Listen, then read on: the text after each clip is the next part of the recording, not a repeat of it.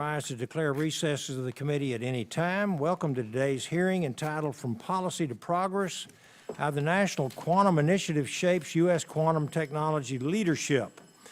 I now recognize myself for 5 minutes for an opening statement. And good morning to you all. I'm sorry I didn't have time to come down and shake your hand, but good morning and thank you for joining us to discuss an incredibly important and forward-looking topic, America's leadership in quantum science and technology. I appreciate our witnesses sharing their time and expertise as we examine this cutting-edge area of science, one with the potential to fundamentally transform computing, communications, sensing, and our understanding of our physical world. 7 years after President Trump signed the National Quantum Initiative Act, I am pleased to report that the United States has firmly established itself as a formidable leader in the quantum sector. The NQIA elevated quantum information science to a national priority, attracting top talent and driving investments in the field. The quantum centers established under NQIA have become innovation hubs, fostering collaboration between academia, industry, and government while advancing fundamental quantum science research. Our universities, national labs, and private enterprises have made impressive progress in quantum computing hardware, algorithms, networking, and sensing technologies. As we will hear from our witnesses, quantum computing has evolved from devices with dozens of qubits to systems nearing quantum advantage in specific applications.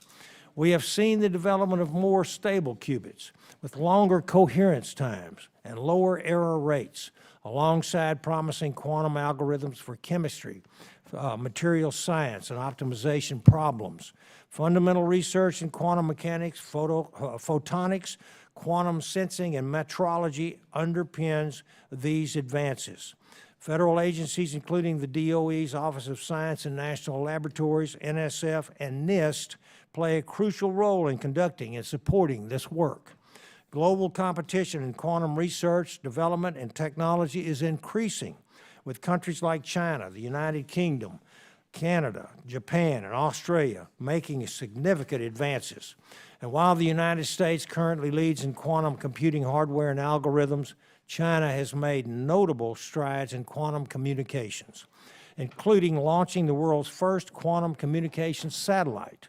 However, the global quantum race is more than academic.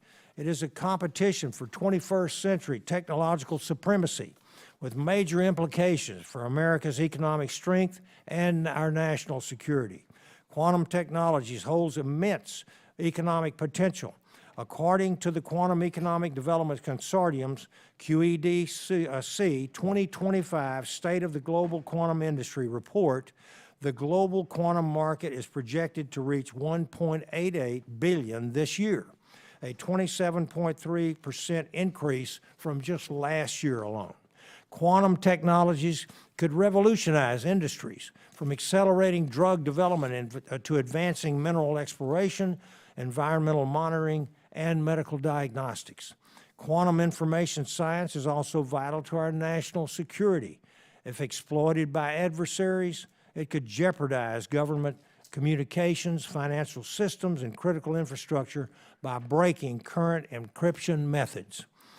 In contrast, quantum-resistant cryptography and quantum key distribution ensure secure communications against quantum attacks. Additionally, quantum sensing technologies could dramatically enhance military navigation, timing, and detection capabilities. Nations that lead in quantum computing will gain drastic intelligence advantages, making it critical that we not fall behind strategic challengers like China. As global competitors race ahead, the U.S. must bolster its strategic and collaborative efforts to stay in front. We must use taxpayer dollars more effectively by leveraging private sector investment to propel quantum discoveries and develop real-world applications. In a recent letter to White House OSTP Director Michael Kratsios, President Trump called for revitalizing America's science and technology enterprise by pursuing truth, cutting red tape, and empowering our researchers. I look very much forward to working with the President and Director Kratsios to accomplish these goals including reauthorizing the NQIA to cement America's leadership in the quantum science domain. Lastly, I would be remiss if I did not address the President's recent skinny budget proposal. This marks the beginning of the budget process and opening dialogue, not a final decision at all. This is, as the GAO recently warned, America's fiscal health is at risk, and without course correction, we could jeopardize our science and technology future and go over a fiscal cliff.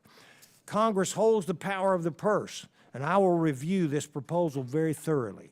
However, I was pleased that the administration proposed maintaining funding for quantum R&D at current levels, including at the NSF and the DOE. Thank you again to our witnesses for being here today, and I am ready for a productive discussion. And now I'd like to call on the gentlewoman, the ranking member from California, for her statement. Thank you, Mr. Chairman, for today's hearing.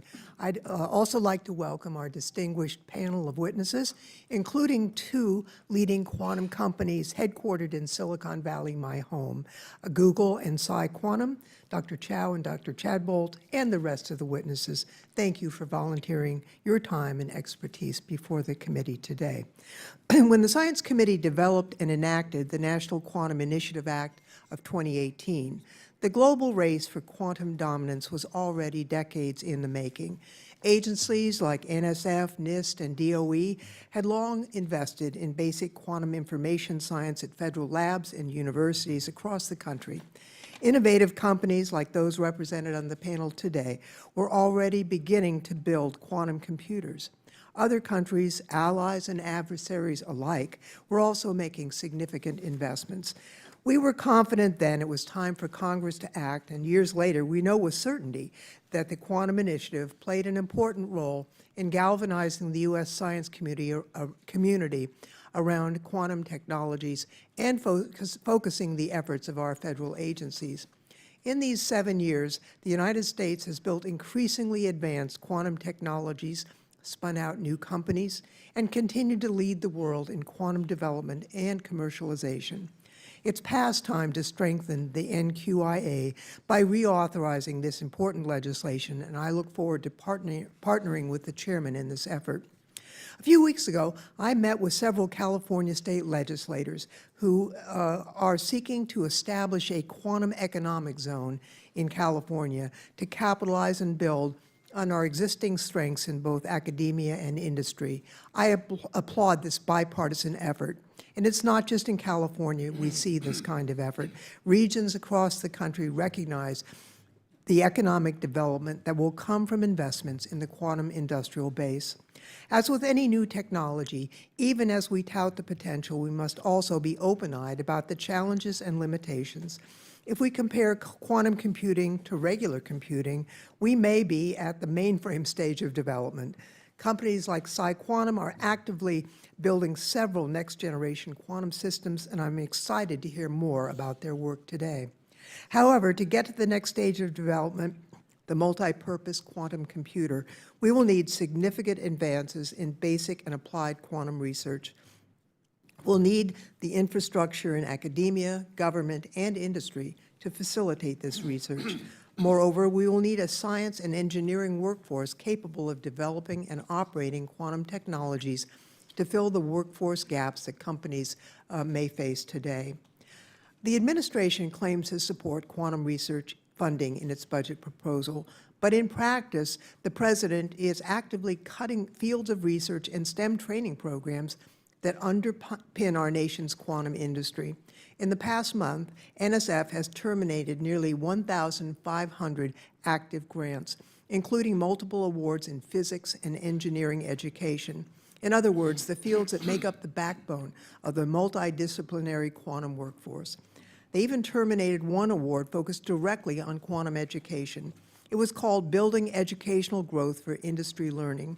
This NSF award was devoted to providing scalable, experiential learning experiences in quantum literacy, quantum AI, and machine learning to build the next generation of quantum technicians. This award was terminated because it committed the sin of including women and historically underrepresented students as program participants. I think we're fooling ourselves if we think we can support quantum leadership while helping to destroy the workforce that feeds into the quantum industry.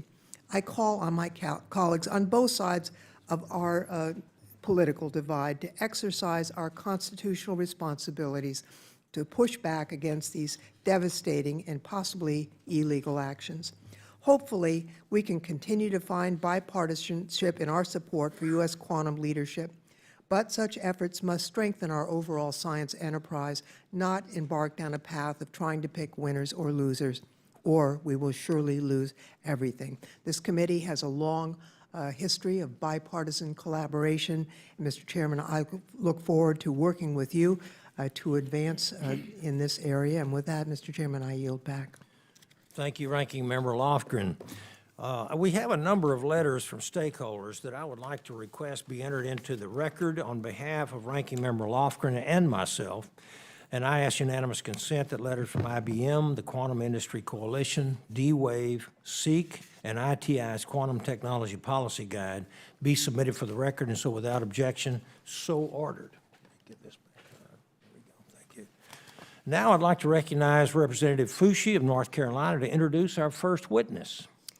Thank you, Mr. Chairman. It is indeed my honor to introduce Dr. Celia Merzbacher, Executive Director of the Quantum Economic Development Consortium, or QED-C, a global industry-driven consortium managed by SRI International that aims to enable and grow the quantum industry. Dr. Merzbacher has more than 2 decades of experience as a leader of large multidisciplinary partnerships and programs at the intersection of government, industry, and academia. She is also a product of my district, North Carolina's 4th, where we attended high school together at Chapel Hill High School. She then went on to begin her career as a scientist at the U.S. Naval Research Laboratory, and today she is a national leader on quantum technology. We are pleased and honored to welcome her here today. Well, thank you, Congresswoman. Very nice of you to make that introduction, and thank you, Chairman Babin and Ranking Member Lofgren and members of the committee. Thank you for the opportunity to participate in today's hearing. Quantum is having a moment. 2025 has been designated the International Year of Quantum Science and Technology, celebrating 100 years since the initial development of quantum mechanics. The growing ability to control quantum phenomena is leading to technologies and applications with enormous economic value. Countries worldwide are racing to get the lead. With quantum in the spotlight, now is the time to assess the U.S. position and take steps to make sure the United States wins that race. I'm Celia Merzbacher, Executive Director of the Quantum Economic Development Consortium, or QED-C. QED-C is the consortium of stakeholders that was called for in the National Quantum Initiative Act of 2018. We're a public-private partnership.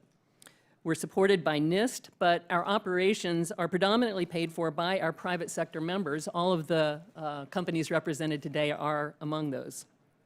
There are roughly 230 QED-C members today. About 70% are corporate, and about 3/4 of those are small to mid-sized companies or startups. In addition, there are more than 50 government agencies that have engaged actively with QED-C, so we really are public and private getting together. QED-C's mission is to grow the quantum economy. With active participation by our members, we're identifying use cases and future markets for quantum technologies for government and commercial customers, as well as gaps that need to be filled. Gaps in critical enabling technologies, gaps in standards and benchmarks, and gaps in the quantum workforce. In addition, we provide input on behalf of the quantum industry on policies such as export controls and immigration. QED-C is also a trusted voice for credible data-driven information. In March, as was mentioned earlier, we released the first State of the Global Quantum Industry report with key metrics that characterize the size and impact of the global quantum economy today. The report provides an analysis of the number and geographic distribution of companies, investments, markets, workforce, and patents. The quantum economy is real. There are businesses, products, and jobs today, and it's growing. Our report shows that the United States currently leads in many of the metrics, but other countries are not standing still. For U.S. quantum companies, large and small, who are developing quantum sensors, quantum networks, and quantum computers, as well as those who are part of the quantum supply chain, the following issues are top of mind. One, access to funding for R&D, especially at small to mid-sized companies. Authorities already exist. SBIRs are a great source of seed funding, and that program should be reauthorized. But follow-on funding could be allocated using prototyping OTAs, for example, similar to the National Spectrum Consortium. Two, access to infrastructure, especially facilities for fabricating, characterizing, and testing prototypes. Building this now is essential to ensure that quantum manufacturing takes root here and that we do not have to spend billions in the future to reshore it. Three, access to customers. This is probably the number one thing for all these companies. Markets are small, and frankly, the killer app has not yet been identified. The government can help to build a bridge to the quantum-enabled industries of the future by being an early customer. Modest commitments today will accelerate progress and, importantly, send a signal that can unleash private capital as well.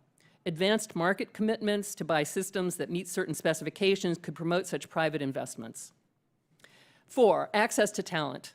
We must create a quantum-ready workforce with a diversity of skills, from PhDs to technicians, for jobs in industry, but also academia and government. Five, access to partners and partnerships. Our members report they are entering into more partnerships to access the necessary expertise and capabilities. The nation has enormous resources at its national labs, advanced manufacturing institutes, and universities. Agencies can prioritize strengthening industry partnerships with those government-funded entities and make it easier for those partnerships to form and be productive. The NQI has built a solid foundation of multidisciplinary research to advance quantum science and to train the much-needed quantum workforce. The National Quantum Coordination Office provides strong coordination across agencies that are promoting quantum and those that have a responsibility to protect national interests. These activities should be vigorously sustained. The reauthorization of the NQI, or with the reauthorization, there's an opportunity to fill gaps that have formed in the last 6 years, especially to ensure engagement with and support for the fledgling quantum sensing, quantum communications, and quantum computing industries. I'll conclude by encouraging you, your staff, and federal agencies to leverage QEDC, which your committee had the foresight to create and which is dedicated to growing the U.S. economy. Thank you, and I look forward to your questions. Thank you, Dr. Merzbacher. And next, we have Dr. Charina Chou. Dr. Chou is the Chief Operating Officer at Google Quantum AI. She previously led public policy and communications for emerging technologies at Google. Dr. Chou holds a BS in chemistry from Stanford University and a PhD in physical chemistry from UC Berkeley. So you're recognized for 5 minutes, Dr. Chou. Thank you, Chairman Babin, Ranking Member Lofgren, and distinguished members of the committee. Thank you for the opportunity to appear before you today. My name is Charina Chou, and I am Director and Chief Operating Officer at Google Quantum AI. We really appreciate the House Committee on Science, Space, and Technology holding this important hearing and look forward to sharing more about Google's work in quantum computing. Quantum computers can solve problems that AI and supercomputers cannot. The National Quantum Initiative has helped to develop this technology, and its reauthorization is critical to continued U.S. leadership. The U.S. currently leads the development of quantum computing, and Google has the most advanced, state-of-the-art quantum computing effort anywhere in the world. We are proud to fabricate our quantum chips at our dedicated superconducting fabrication facility in Santa Barbara, California. And we are proud that all of our quantum computing hardware is developed in California. We believe quantum computers can help to shape a brighter future, solving otherwise impossible problems in the fields of drug discovery, industrial chemistry, energy, and more. These applications will have far-reaching impacts for the economy and for national security. We're optimistic that within the next 5 years, we will see real-world applications that are only possible on quantum computers. Quantum computers are extraordinary. They harness the power of quantum mechanical properties found in nature. Unlike traditional computers, which use the language of zeros and ones to find solutions one by one, Quantum computers harness the properties of nature to really identify and consider different options at the same time. Building a quantum computer is an ambitious task that no one company or country can achieve alone. While Google and others have made impressive progress in recent years, quantum computing is still a nascent industry, and we must collaborate together across sectors. For example, our qubits are composed of superconducting materials patterned into special nonlinear elements called Josephson junctions.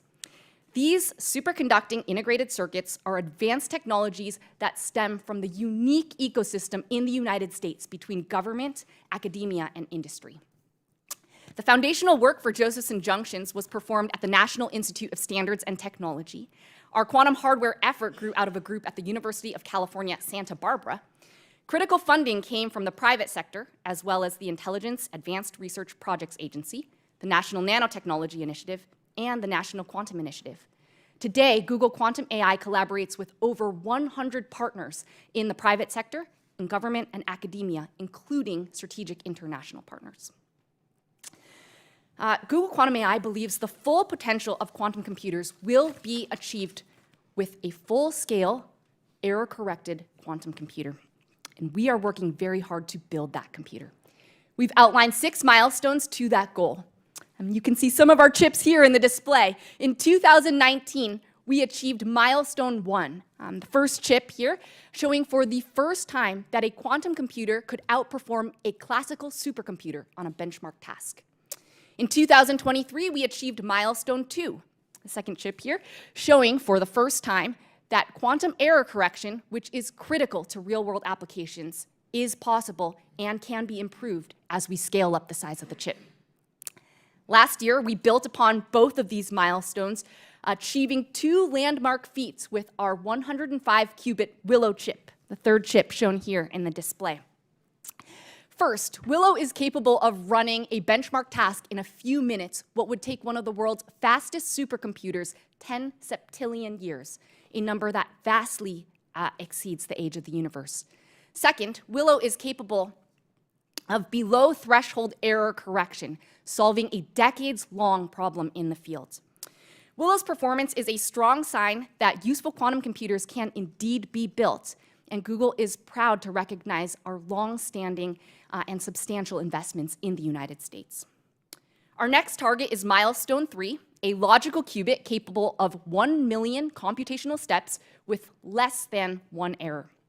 And as we look further ahead to unlocking the full potential of quantum computing, we will need to continue to scale up our quantum systems from about 100 physical qubits today to about 1 million physical qubits. We will also need to continue to improve the quality of our qubits by many orders of magnitude. We are excited about what quantum computing means for the future of Google and the world. Our vision is that one day, people will use classical computers and quantum computers side by side to advance the boundaries of human knowledge and to solve some of the world's most complex problems. We believe the work of this committee and the reauthorization of the National Quantum Initiative will be critical to continued American leadership in quantum computing. Thank you for convening this important hearing. We look forward to continued partnership to advance American leadership in this transformative space. Thank you, Dr. Chou. Fascinating. Our next witness is Dr. Pete Shadbolt. Dr. Shadbolt is co-founder and chief scientific officer at PsiQuantum. Dr. Shadbolt has a PhD in experimental quantum photonics from the University of Bristol and completed a postdoc in the theory group at Imperial College in London. In 2016, Pete and his co-founders moved to Palo Alto, California to start PsiQuantum. So you're recognized for 5 minutes, Dr. Shadbolt. Thank you. Chairman Babin, Ranking Member Lofgren, and distinguished members of the committee, thank you for this opportunity to offer testimony on the state of American quantum computing industry and to support the National Quantum Initiative Act reauthorization. My name is Pete Shadbolt. I'm co-founder and chief scientific officer at PsiQuantum. Prior to founding the company in 2016, I was a researcher in the UK, where I worked on photonic quantum computing for about a decade. 8 years ago, together with 3 of my former professors, I quit my academic job and moved to the United States, with a singular mission: to build and deploy the first large-scale, commercially useful quantum computers. We established our headquarters in the United States because there is no better place to build world-changing technologies. Our advanced society is built on a microscopic foundation of chemistry, physics, and math.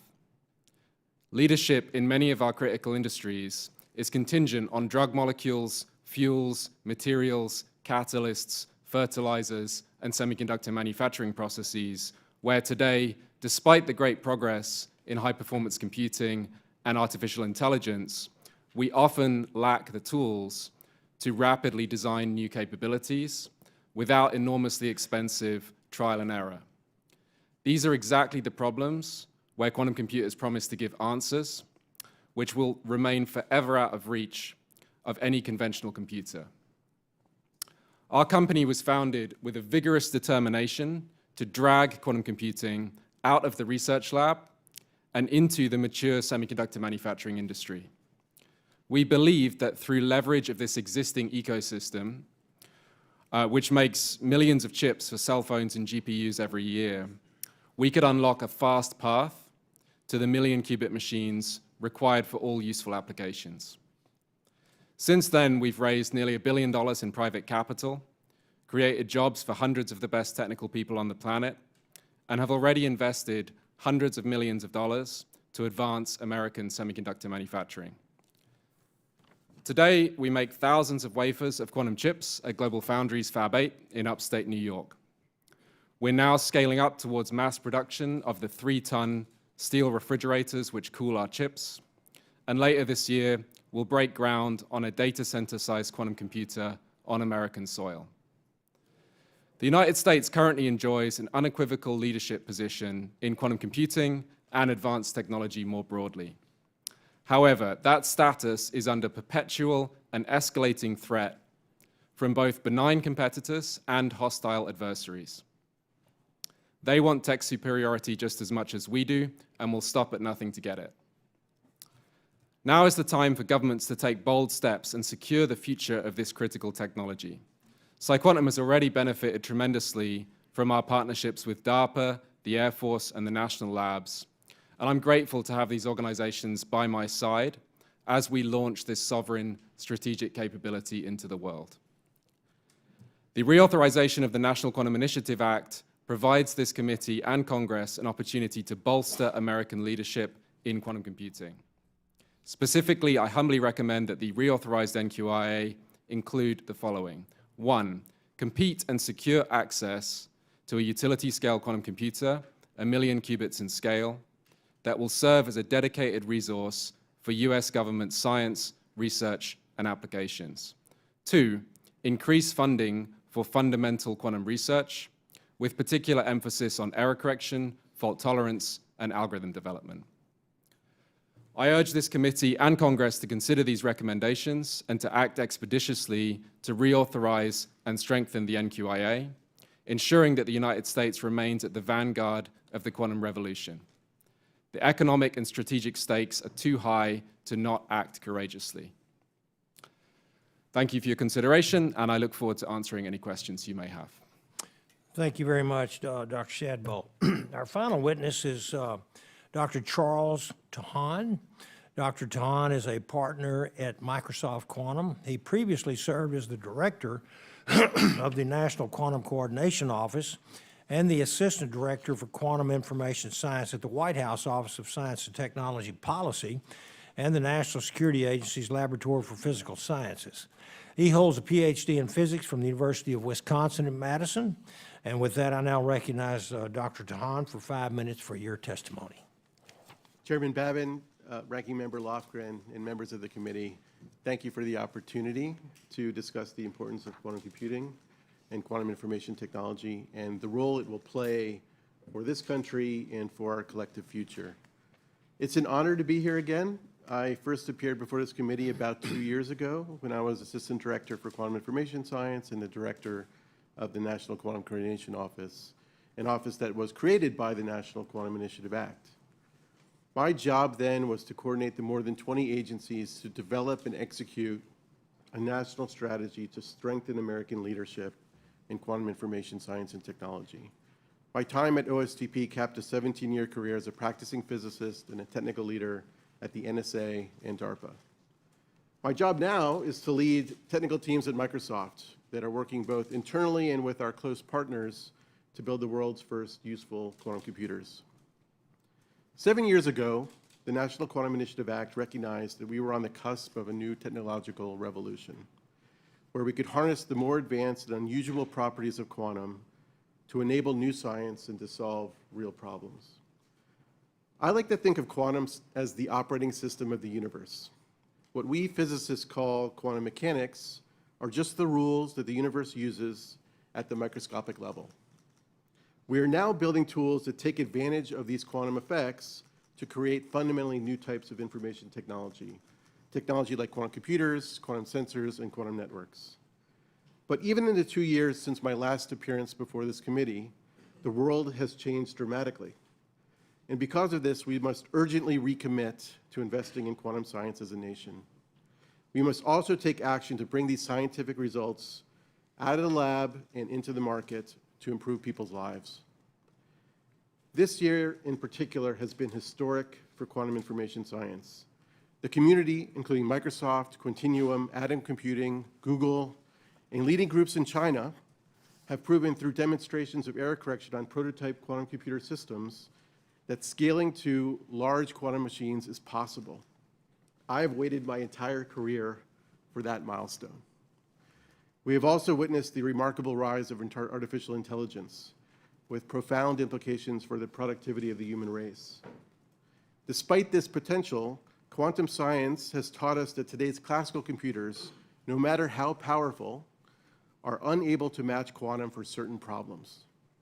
Quantum and AI are in fact complementary, and we're still learning how they can help each other. The Microsoft Quantum team has been steadily investing in quantum computing for over 20 years. We build both quantum hardware and the software to power it. We believe there is great value in working on hard problems.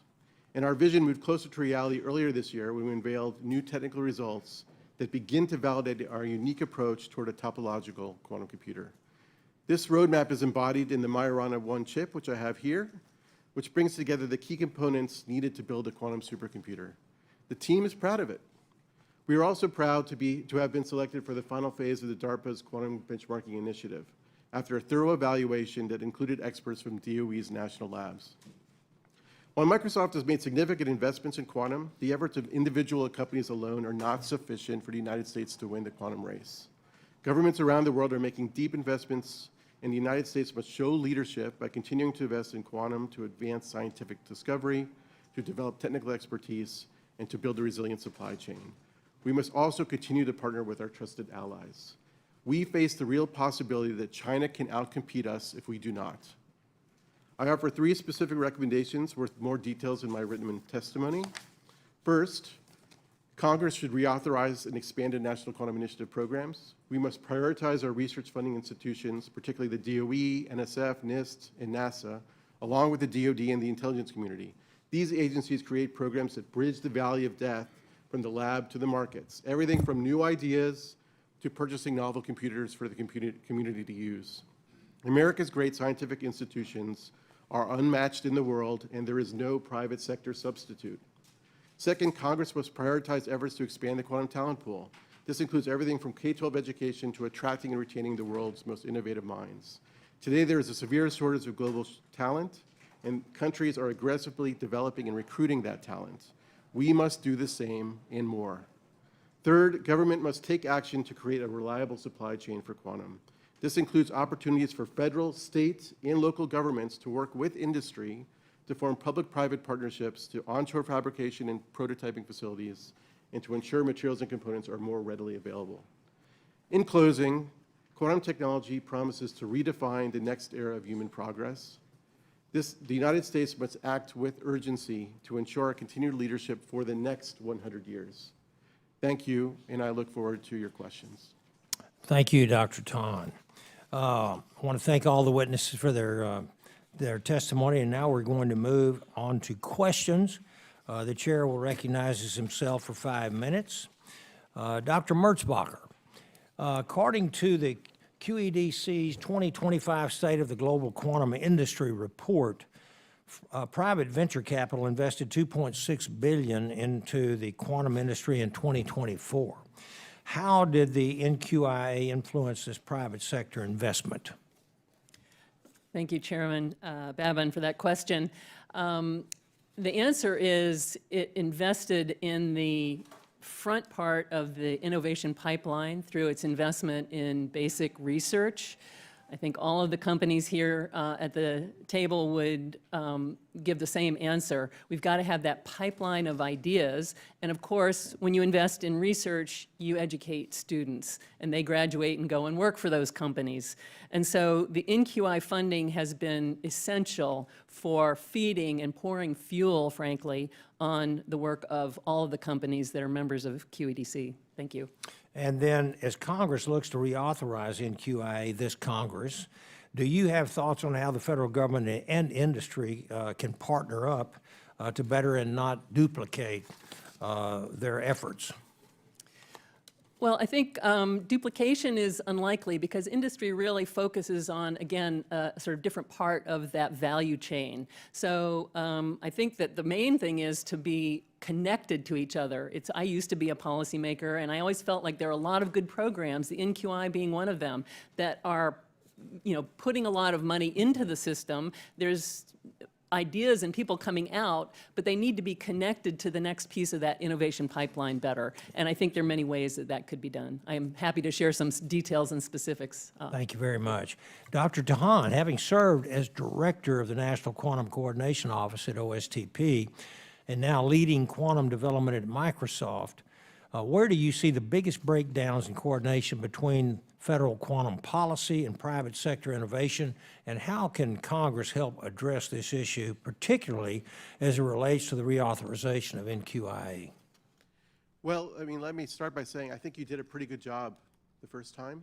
What made the National Quantum Coordination Office really unique and special was that we had federal government scientists from the different agencies who are the major funders in quantum being sent to OSTP. So DOD, IC, DOE, NSF, and NIST all working together. That is the way you coordinate across the agencies. One of the great strengths of the United States, really one of its superpowers for science, is the federal approach to science funding. We have very diverse agencies. They have different missions. They do things differently. And they have a really deep bench of technical talent that is unmatched in the world. We have to continue to support that. I think it's not, I say that to begin with because it's not supposed to be perfect. It's supposed to be a hard thing. There is no quantum czar in the US, and that's good because you want that constant negotiation and coordination to get the best results. The one thing that we need just to look forward to is how can we bring in industry more and actually move those scientific discoveries to market over the next 5 years. Yes, sir. Thank you very much. Dr. Shadbolt, NIST's post-quantum cryptography, or PQC, standards are expected to become the global benchmark. How are U.S. companies, especially those developing quantum hardware and cloud services, preparing for the shift to post-quantum cryptography, and what role should NIST and the federal government play in promoting international adoption of U.S.-led PQC standards to ensure their interoperability and global security? Yeah, so Chairman, thanks for the question. You've heard from my colleagues here that it is now pretty clear that we can build these systems, and various teams around the world are scaling up very rapidly. And so I think it is widely understood that it is possible to build large-scale quantum computers that eventually will pose a threat to basically all of the public key encryption that we currently use, RSA, elliptic curve, et cetera. And so the effort at NIST, which was started by, of course, the US government a long time ago, is, I think, an extremely well-intentioned effort and based on the understanding that we can basically upgrade the firmware in conventional computers with new cryptographic codes that would make us secure against the existence of large-scale machines. I think NIST is the perfect organization to do that. I think they're doing an incredible job of it. I will emphasize that that is some of the most esoteric mathematics that anybody works on, actually, to define these codes. And it is a very involved analysis, both in terms of the science of these post-quantum codes and also in terms of actually rolling that out into industry, banks, large institutions, et cetera. That's a giant exercise that is still to be done. Thank you very much. I'm out of time. I had one question for you, Dr. Chou, but I have to wait. So with that, I'll recognize the gentlewoman, the ranking member from California, Ms. Lofgren. Thank you very much, Mr. Chairman. This has been a fabulous testimony. I really appreciate it. And, you know, hearing from you, we've had a very successful run here in the United States, and we followed a pattern that's been bipartisan here, where we fund basic research, both within the federal government, but also in academia, where you can't see the return on investment. But from that effort, then the private sector can take it up and develop it, and it's genius, and it worked. And I just want to raise the concern that some of the recent actions have undercut the basic research side, and that I think poses a threat to really our very successful model for the last several decades. You know, you said, Dr. Tahan, that the quantum and AI were complementary. It's a symbiotic relationship we're heading to. And I would throw in another technology, which is fusion, because the energy needs of quantum and AI need to be met. So, Dr. Chou, in your testimony, you highlight that researchers at Google, in collaboration with Sandia National Labs, showed that a quantum algorithm run on a quantum computer could more efficiently simulate the mechanisms needed for sustained fusion reactions, which could ultimately help make fusion energy a reality. Could you elaborate on that effort? I'm glad you brought this point up. Some people actually believe that energy is the reason to pursue quantum computing. If you look around in the world, you know, increasingly compute is taking a lot of energy. We want to have the answers. We also want to do so in an energy efficient manner. So a couple points to make here. One, quantum computers, as we showed with Sandia and others, are expected to be able to make major breakthroughs in fusion energy, better batteries, better solar cells, and more. There's a lot of opportunity there.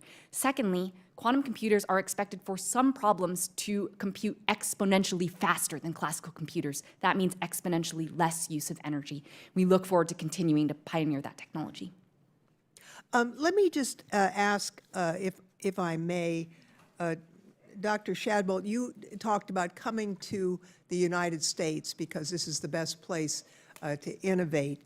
There has been some concern recently of foreign individuals being apprehended without due process or understanding why. Is it important to your company and other companies in the United States that we be a welcoming place to international talent? How does our scientific and industrial ecosystem benefit from being welcoming to immigrants who want to come and innovate here?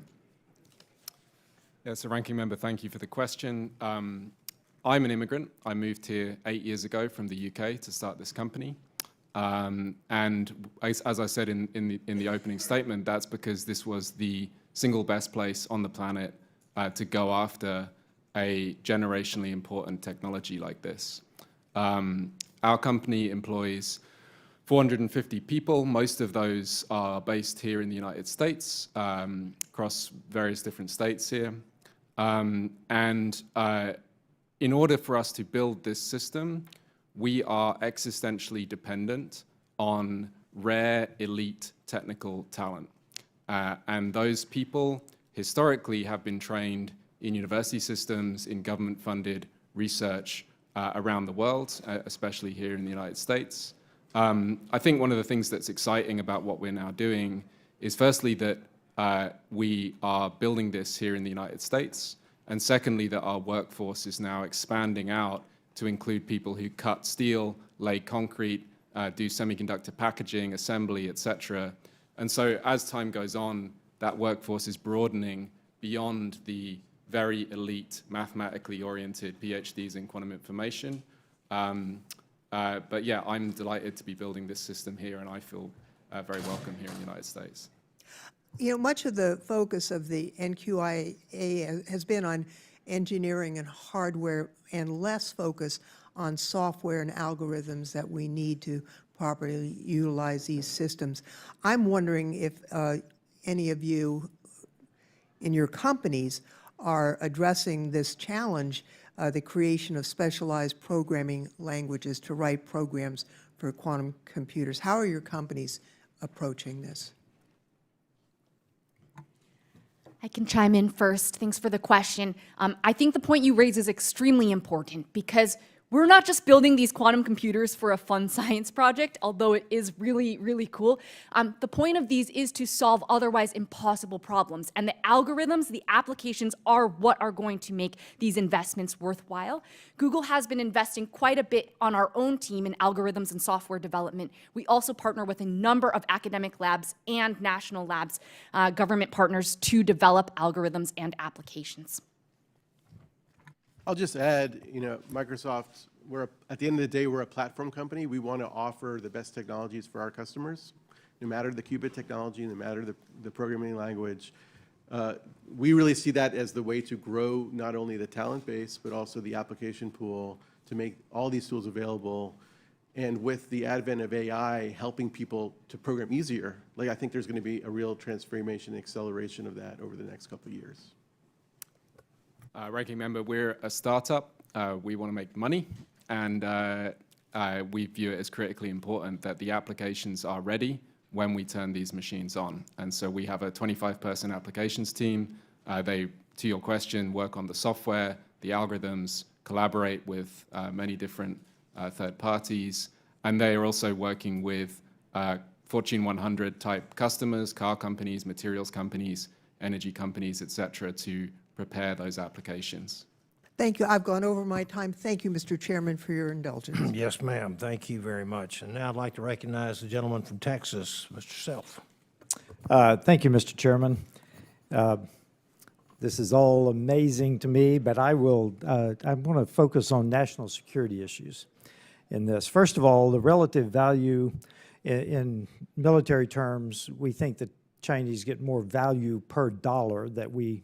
So how does our 1.2 billion actually compare to their 15 billion? Obviously, it's 1/8 by normal, but how do you assess our 1.2 billion against their 15 billion in real terms?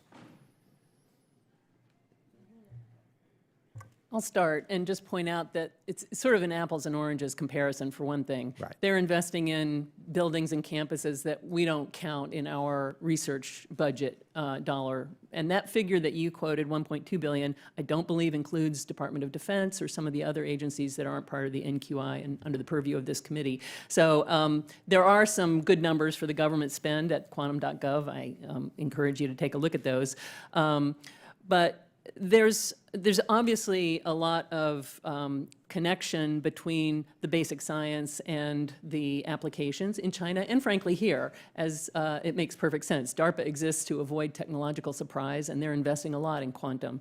So I think that the question is, you know, are we spending our money wisely and not sort of try to necessarily worry about the exact dollar amount and make sure that there aren't holes that need to be filled. And Charlie may have additional thoughts from his previous role especially. It's a great question, Congressman. Look, there are two fundamentally exponentially better applications for quantum computing. One is code breaking and one is making things. So chemistry, material science. We, as commercial companies, are trying to provide value to, because we're trying to create economic value that is legal, right? So we're trying to understand where that market is. If you're more concerned on the code breaking side, like other countries might be, there's a potential huge return on investment. So I'm not worried about the investments today. I don't necessarily believe the numbers we're hearing from other countries. I'm worrying about the investments over the next decade to take our proofs that this is going to scale and really go for it, make the entire ecosystem of fridges, electronics, interconnect, and put it together with a lot of manpower to actually build the machines first. Like whoever gets to that owns the market, not only for the bad, but also for the good. We can't afford to lose that race. Well, I was going to ask you security for this, because the Chinese are well known for their espionage. How are you protecting the information? How are we as a community protecting this information? Because it looks to me like this, if we're going to say this is the golden era, how are we protecting it? What does that take? Because this is... Yeah, can I answer first? So I have the joy of having 230 bosses. All these companies, small and large, are trying to run fast. But we have great partnership with law enforcement agencies who come in and speak at our meetings and remind everyone of just this point. And so we provide resources to our members, and especially the small companies who don't have a huge security department down the hall benefit from those resources that government have made available. So that's one of the benefits of QEDC. We bring and educate and make aware even the smallest members about what those threats might look like and give them access to resources. I'm sure all these big companies have pretty good departments. Yes. I can speak on that briefly. I would just say Google takes our IP very seriously from a business competitive lens as well as national security. As a company, Google has world-class security practices, both in physical and digital security. We apply all of those to our quantum computing IP as well as special practices on top of that. As Dr. Merzbacher mentioned, we also work very closely with law enforcement. We're grateful for the partnership. Let me ask you a theoretical question. When will the national security agencies have access to a usable quantum whatever? Well, that's a hard question, Congressman. I think it's hard to predict when exactly it'll be relevant. What I can say for sure is we're now in the window that we have to worry, because many of the national security agencies and commercial companies for banking, for healthcare, have to protect information for 10, 20, 30, even 50 years. And the way this technology is progressing, that is a window of where you need to worry about other entities saving communications that have been sent and being able to decrypt it later, and it's still being valuable. So irregardless of when exactly the date will be, we have to start moving to post-quantum cryptography now and protecting our networks urgently. Thank you, Mr. Chairman. I yield back. Yes, sir, thank you. And now I recognize the gentlewoman from Michigan, Ms. Stevens. Well, thank you, Mr. Chair, and thank you to the full committee for, frankly, a phenomenal hearing topic on a priority area for our nation and for our world. And as we know, the United States has made some considerable investments over the years to ensure our leadership in quantum. Now, I have enjoyed in the splendor of being a very bipartisan member of this committee, Mr. Chair, and I have nothing but respect for your leadership and our ranking member's leadership. But I must use my time to draw attention to a very alarming development in the field of science, technology, engineering, and mathematics. How incredible to see this full range of panelists and the organizations and the enterprises that they represent.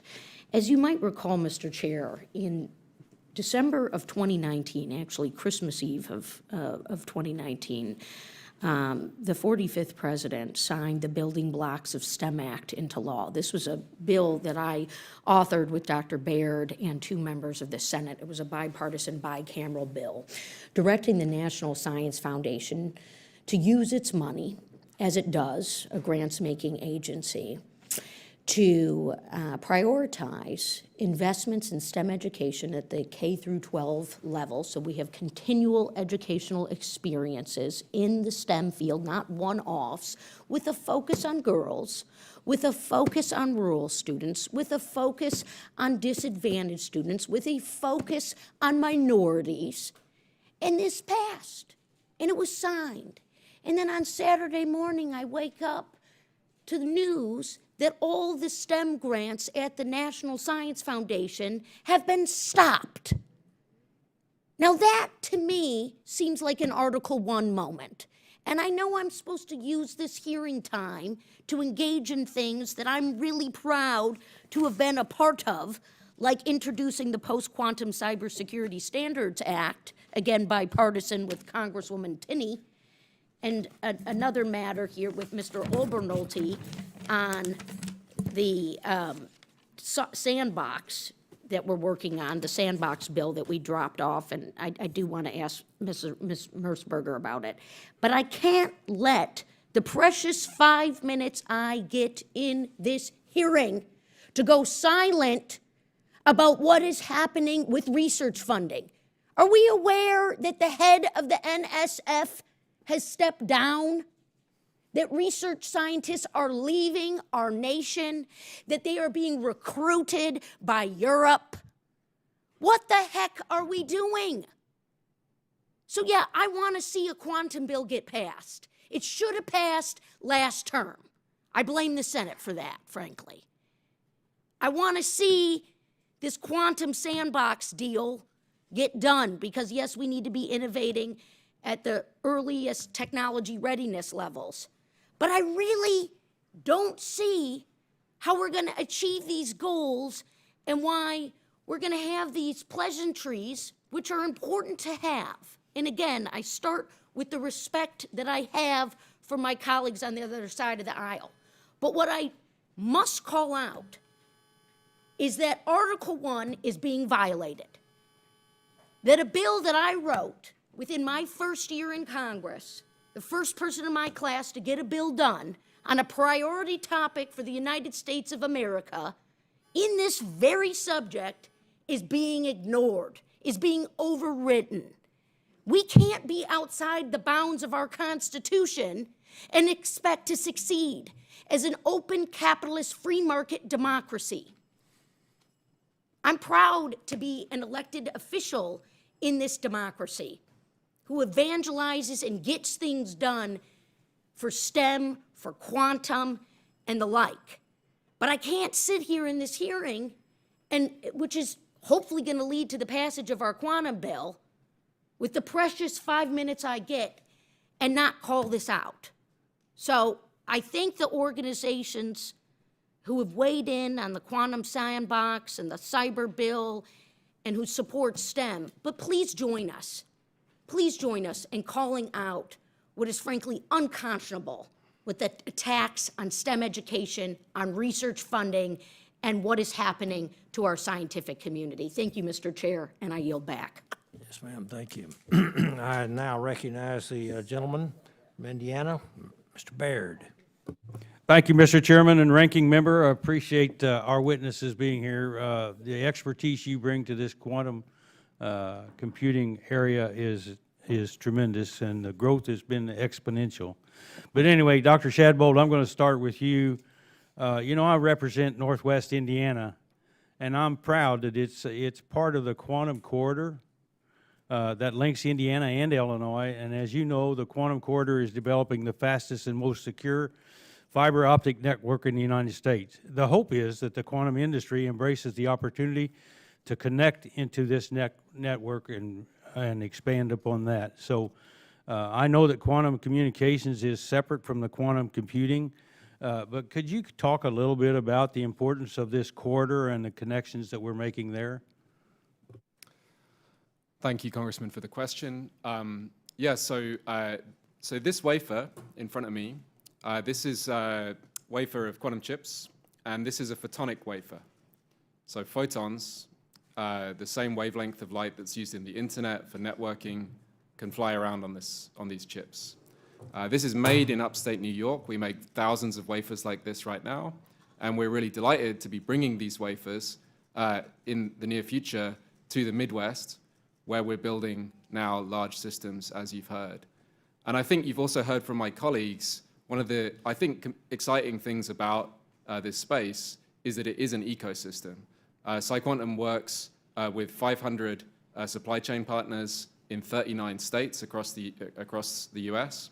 And that's not just esoteric quantum research. That is cutting steel, making wafers, and making the kind of advanced photonics that is critical for quantum networking, for quantum key distribution, for free space optics, for photonic networking and AI supercomputers. And so I think it's actually very exciting that we can contribute to that space, and we can also benefit from work that is done by our colleagues in optical networking.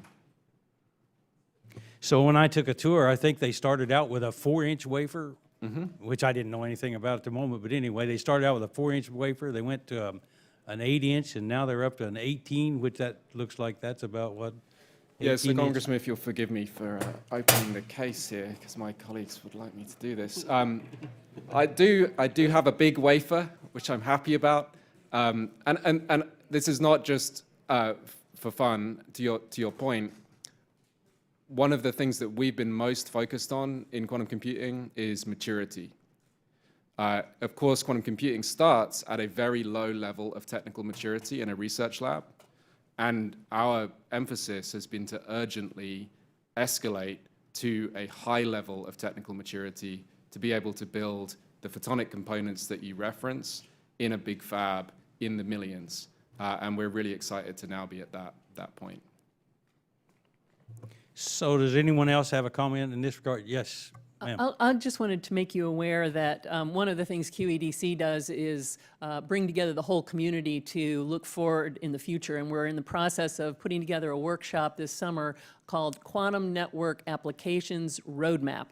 And we're working with the university and industry communities to create a roadmap for quantum networking that will help identify both uses of quantum networks and the pathway to get there. Thank you.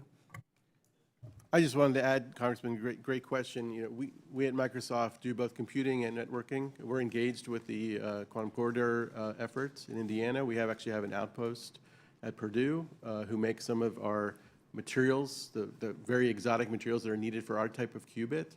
So like it's resources like this around the country that enable companies like Microsoft to succeed at the end of the day. I predict you're going to do well, okay? Anyway. You know, I want to share with you maybe one thing. I grew up on a farm, and so when I started hearing early on, I want to tell you how fast I've gained knowledge about this quantum computing. But anyway, I couldn't get an F-150 pickup because I couldn't get a chip, right? So being a farm boy, I thought, shoot, I could take a piece of copper and a hammer and I can give me a chip or so, you know? Well, there's 11 or 1,200 of those in those vehicles, and so that's how fast I've learned to get up to speed with you people. Thanks. Thank you very much. And now the gentlewoman from North Carolina, Ms. Ross.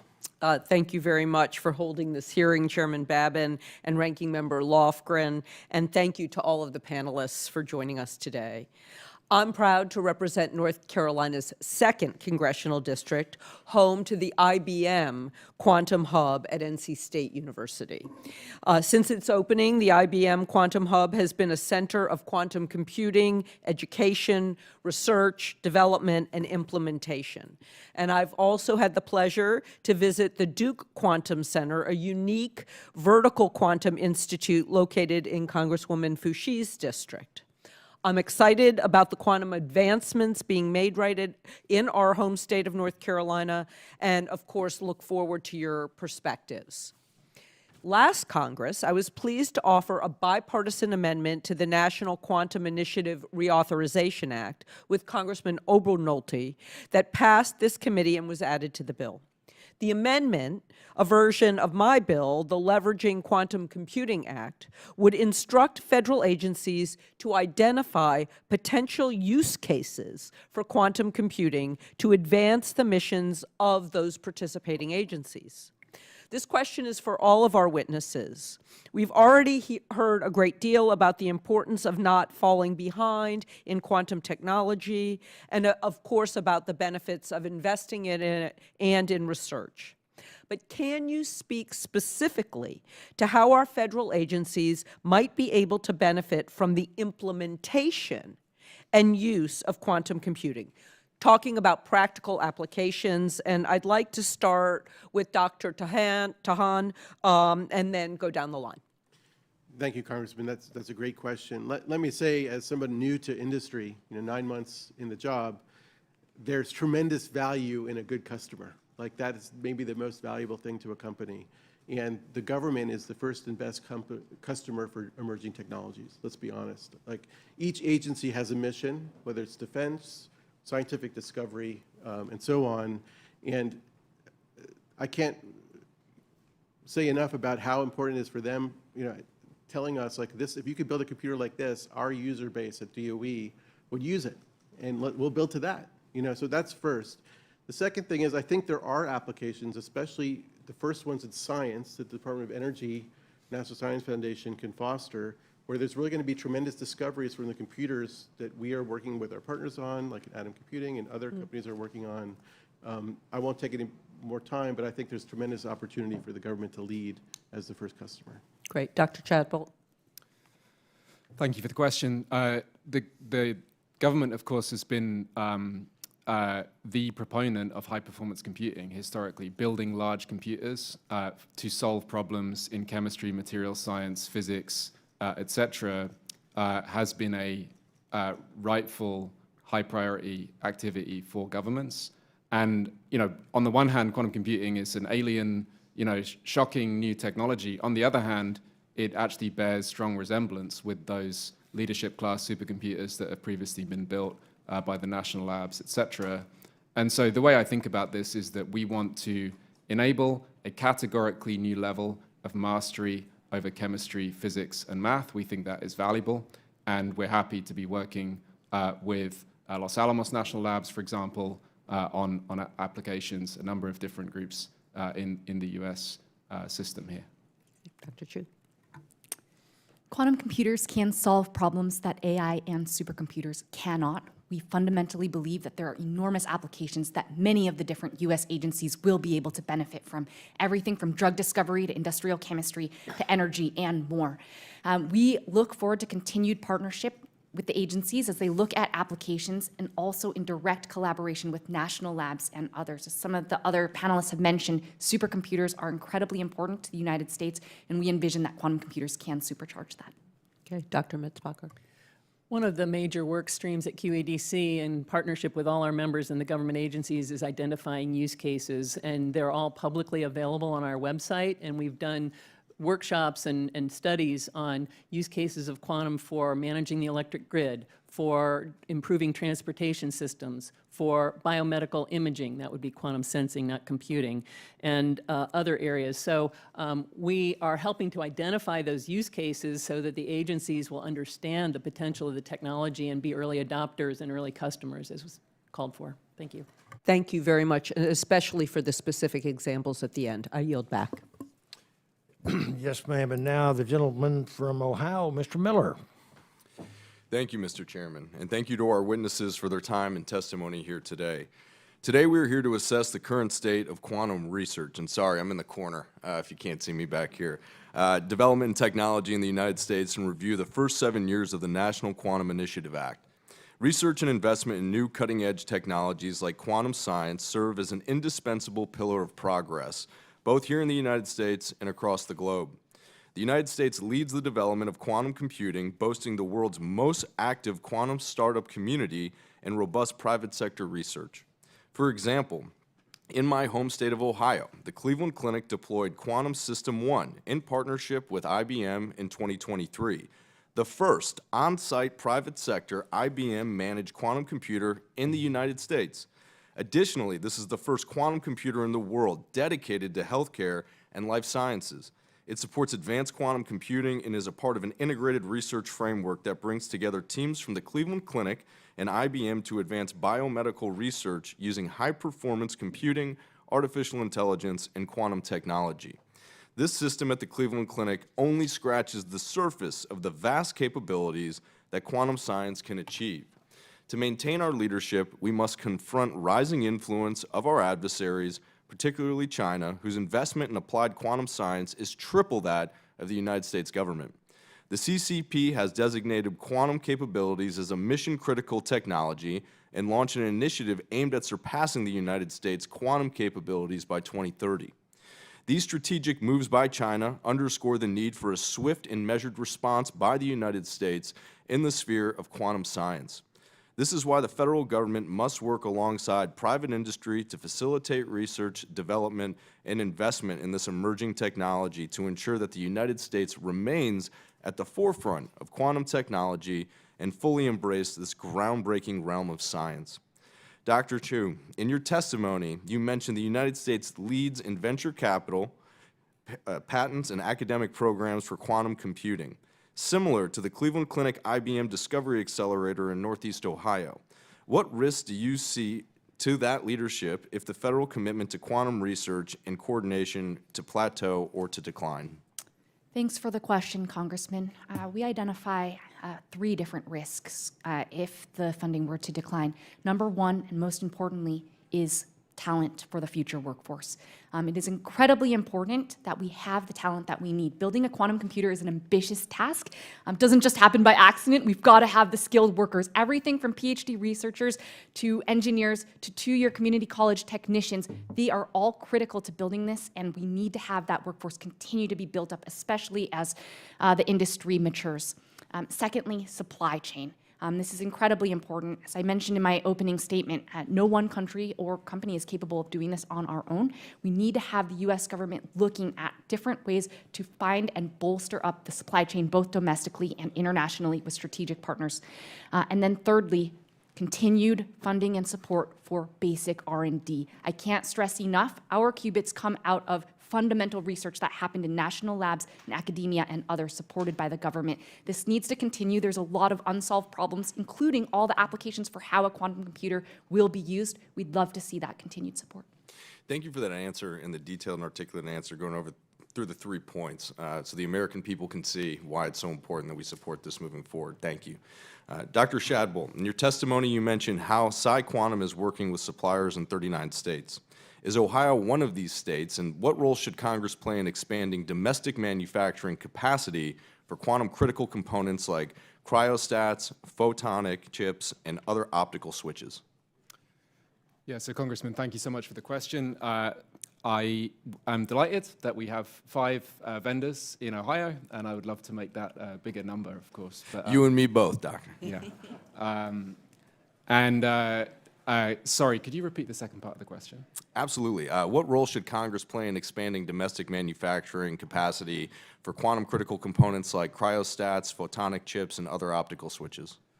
Well, I think it's thrilling that we can build so much of this machine here in the United States. The typical chip company, of course, the default for a technology company, for a chip company, is that their chips are made in Southeast Asia, specifically in Taiwan. That is overwhelmingly the case. It's actually tremendously exciting and joyful that I can report that we make our chips here in the United States in a very mature Tier 1 semiconductor foundry that's normally making chips for cars, laptops, cell phones, et cetera. That's a trusted fab that's got a very strong engagement with DoD.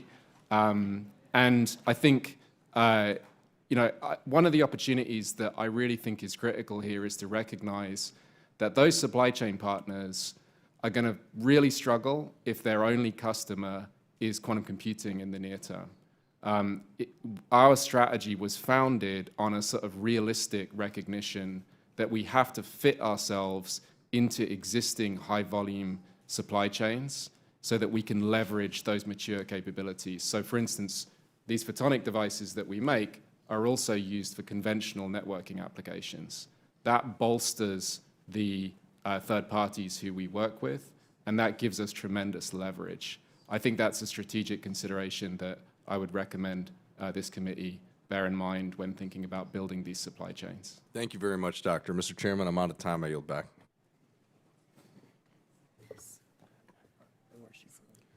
Now recognize the gentlewoman from Oregon, Ms. Salinas. Thank you, Chair Babin, and thank you to Ranking Member Lofgren, and thank you to our witnesses for being here today. I've been working to secure funding for a project at Oregon Tech in my district to acquire the instrumentation that will allow them to launch a quantum computing innovation center. The center will allow them to conduct new research at the intersection of quantum mechanics, computing, and AI, and provide hands-on learning experiences for some undergraduate students. I've also introduced legislation with Mr. Baird last Congress, and I hope that he will work with me to do so again to address this issue on a broader scale. The Quantum Instrumentation for Science and Engineering Act would help to provide some of the instrumentation colleges and universities need for their research and to provide that hands-on training. Dr. Merzbacher, how can we improve the National Quantum Initiative to ensure access to those specialty tools and instruments that researchers and students need? And are there opportunities for additional public-private partnerships in this space? Thank you very much. You're speaking my language here. I think that our studies have shown that as these companies are maturing, they need more and more people who are perhaps not at the PhD level, but masters, bachelors, and even technicians with associate degrees. So kudos to you for that. I would say a couple of ideas on how to make that happen faster. One is use the National Science Foundation ATE program, which is really aimed at those technician education needs. And we did an NSF-funded report. It's about to be published on experiential learning for those kinds of learners, and it has a great appendix with pages of ideas. We also did a report that's already been released on quantum technician needs and training ideas, so a good resource as well. I think another, and this kind of gets to the supply chain question that was asked earlier, the government could think about being an early customer for the components, the photonic components, optical components, low temperature, technology, and by purchasing those and putting them at places like your school, get those equipments that are very expensive into the hands of educators and learners. So that seems like a win-win, help boost the supply chain and the education. Thank you. Would anyone else like to respond? Yeah, I was going to make exactly the same point that Celia made. There's a tremendous opportunity here to get a 2-for-1. Yeah. If government can lead commerce, NIST, with buying programs, we're going to, through the National Quantum Initiative Act anyway, we're going to buy a ton of fridges. Right. Companies are buying a ton of fridges. Schools need them to train. These are not cheap. But if there's a coordinated effort to buy, we can reduce the cost. We can get more U.S. suppliers as competitors to the foreign sources. And so we have a more resilient supply chain, and we can help train the next generation of people who need to actually physically touch things. So there's a real opportunity here for synergy, and I hope government will show some leadership in pushing that. I love that. Dr. Chou? Yes. One other comment that I'll add is how important these kinds of investments are. Our Google Quantum chips, actually, even the first one that I had in the display that demonstrated milestone 1, first computer chip to demonstrate quantum computer could be capable of something that's impossible for a classical supercomputer. That was developed at the UC Santa Barbara nanofabrication facility. Google did not have our own fabrication facility at the time. We and many other companies actually utilize that shared equipment as a way to test out ideas. It's really important. Thank you. So one of my key focus areas with emerging technologies like quantum is to make sure that Americans from all kinds of backgrounds can actually participate in their development and access the economic opportunities that they actually offer. And one of my first actions in Congress was an amendment in this committee to help make sure that STEM education can truly reach students from diverse backgrounds, including rural backgrounds like in my area. The University of Oregon just saw a long-running STEM education grant canceled by NSF, through which they help teachers across the country implement curricula that are more accessible for girls and other represented groups in STEM. It seems to me that we should actually be doing more of that kind of work, not shooting ourselves in the foot when it comes to our future skilled workforce. Can any of our witnesses speak to the importance of federally funded STEM education in developing those core literacies that you rely on to recruit and train your workforce? Yes, Dr. Tahan. Well, I just wanted to say that this is a great point.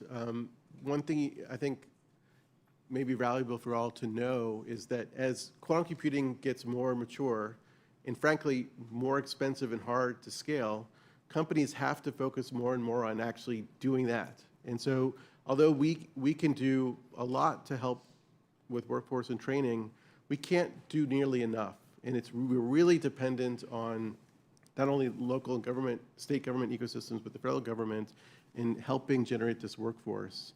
And when I look to the next 10 years of people we need, it's way more than we're generating now. And it's all types, from welding to quantum physicists to computer scientists, very broad spectrum. Where's that talent going to come from? We need to create it.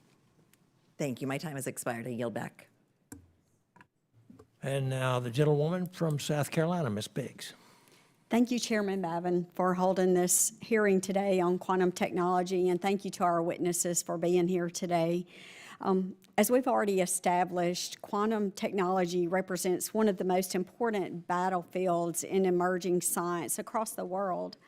The speed and capabilities that quantum computing, sensing, and cryptography, they provide, they're a definitive advantage for the first country to achieve them.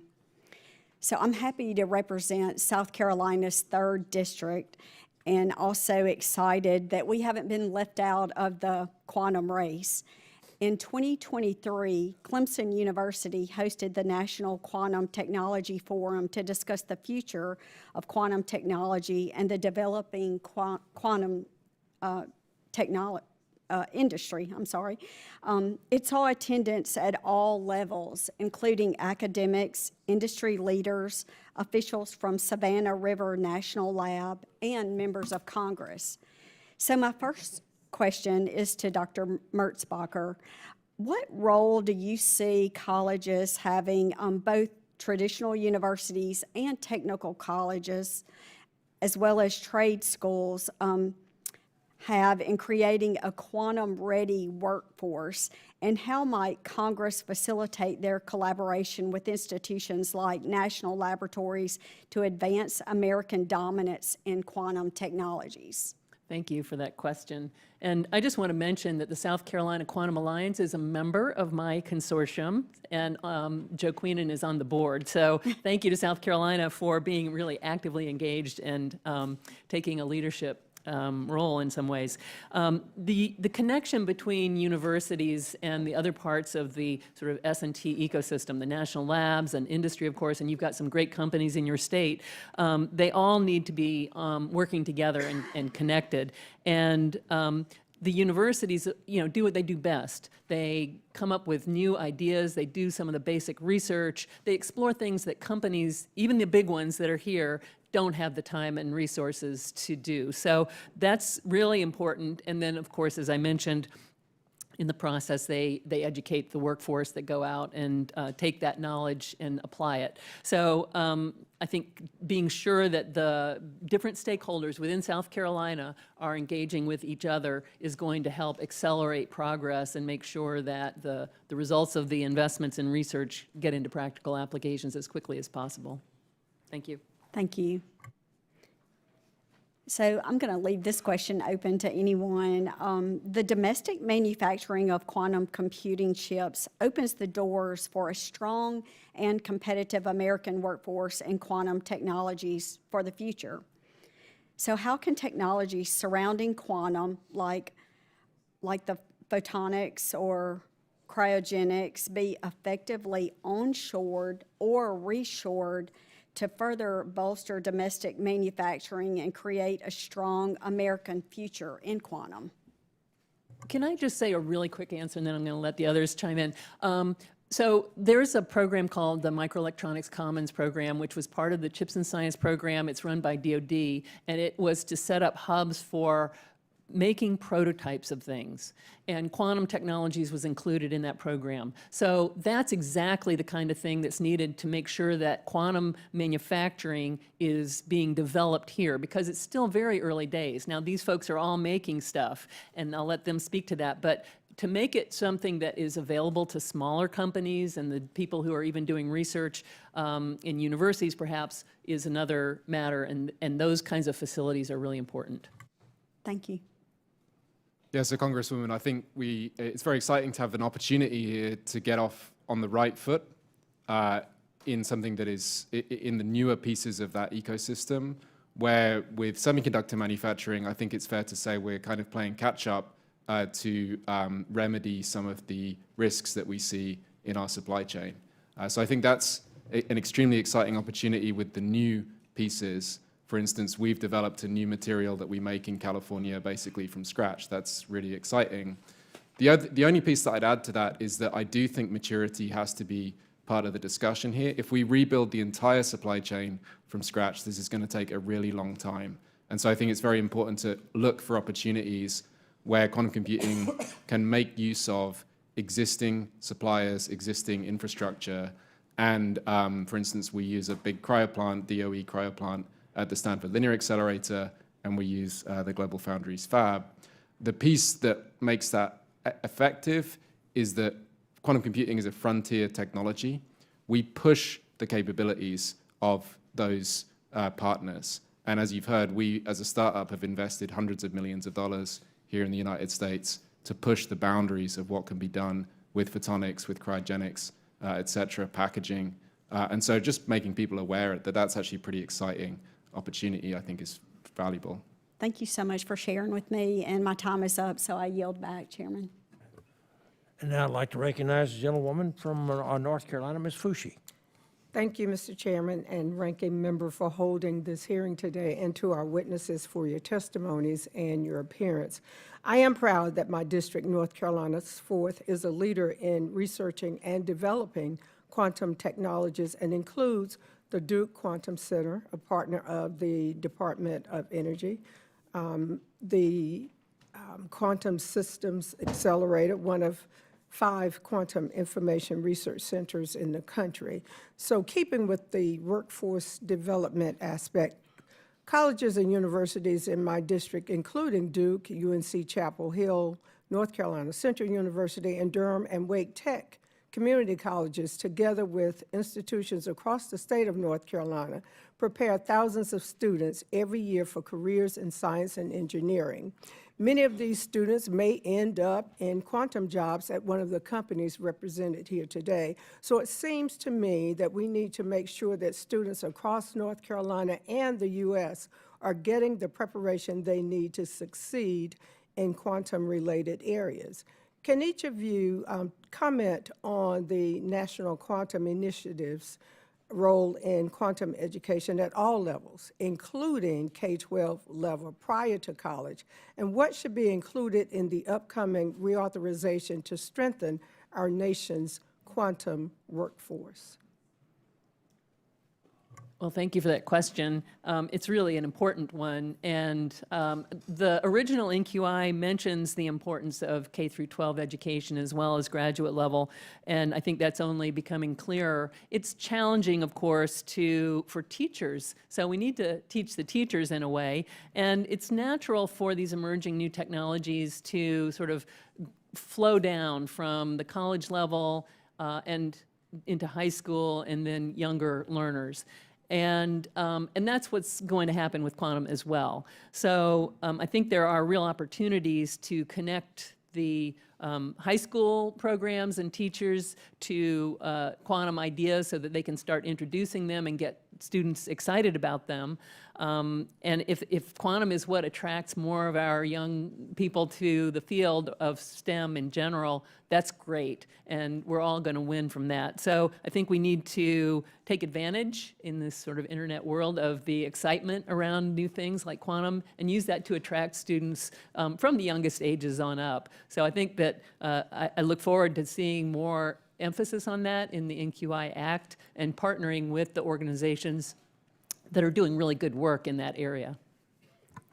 I love that you called out the importance of training across the spectrum.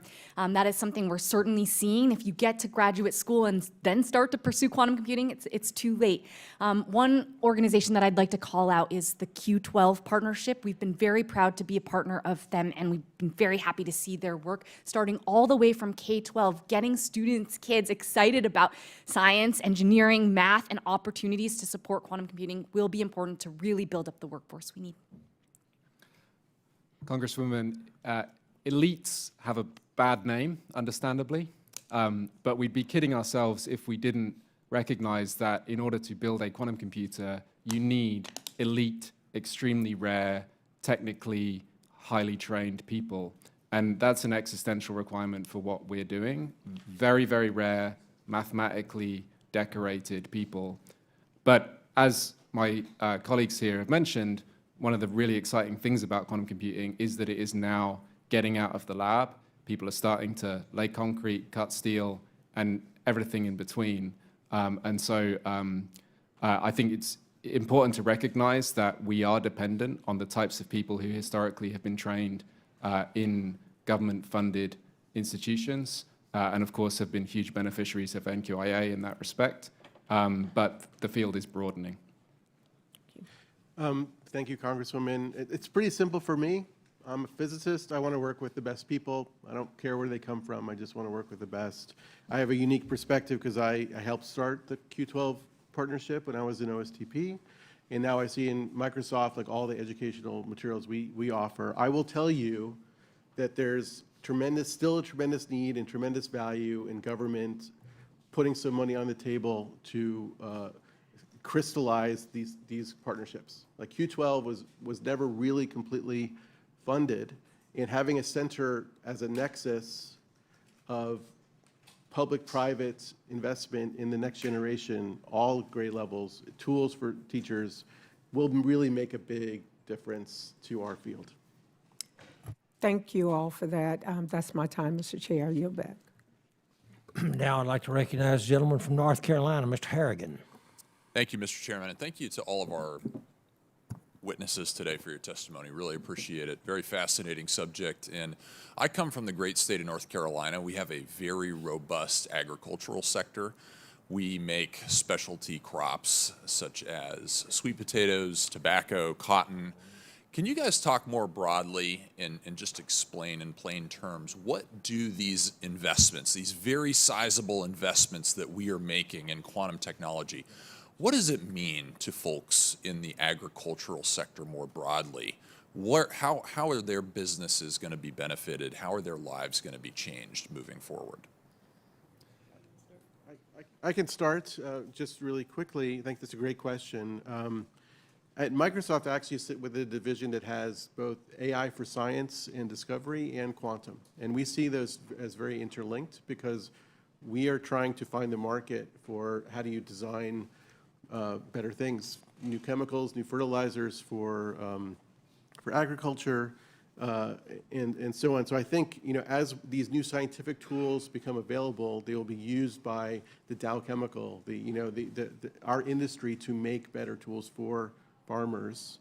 I would also be remiss in saying, like, there's a whole other area of quantum, which is quantum sensing, which is already being deployed for the GPS system and other Earth observation that I think will help farmers, together with AI, give them, again, new tools for predicting how their crops will behave over time. Some of these things are speculative. Some of these things we still need to, find new algorithms and approaches, but that's what the future holds. There's a lot of evidence that it'll make a big difference. Yeah, so Congressman, depending on how organic your diet is, it's possible that the majority of the nitrogen in your body right now was made in an industrial process to make nitrogen fertilizer, through the Haber-Bosch process.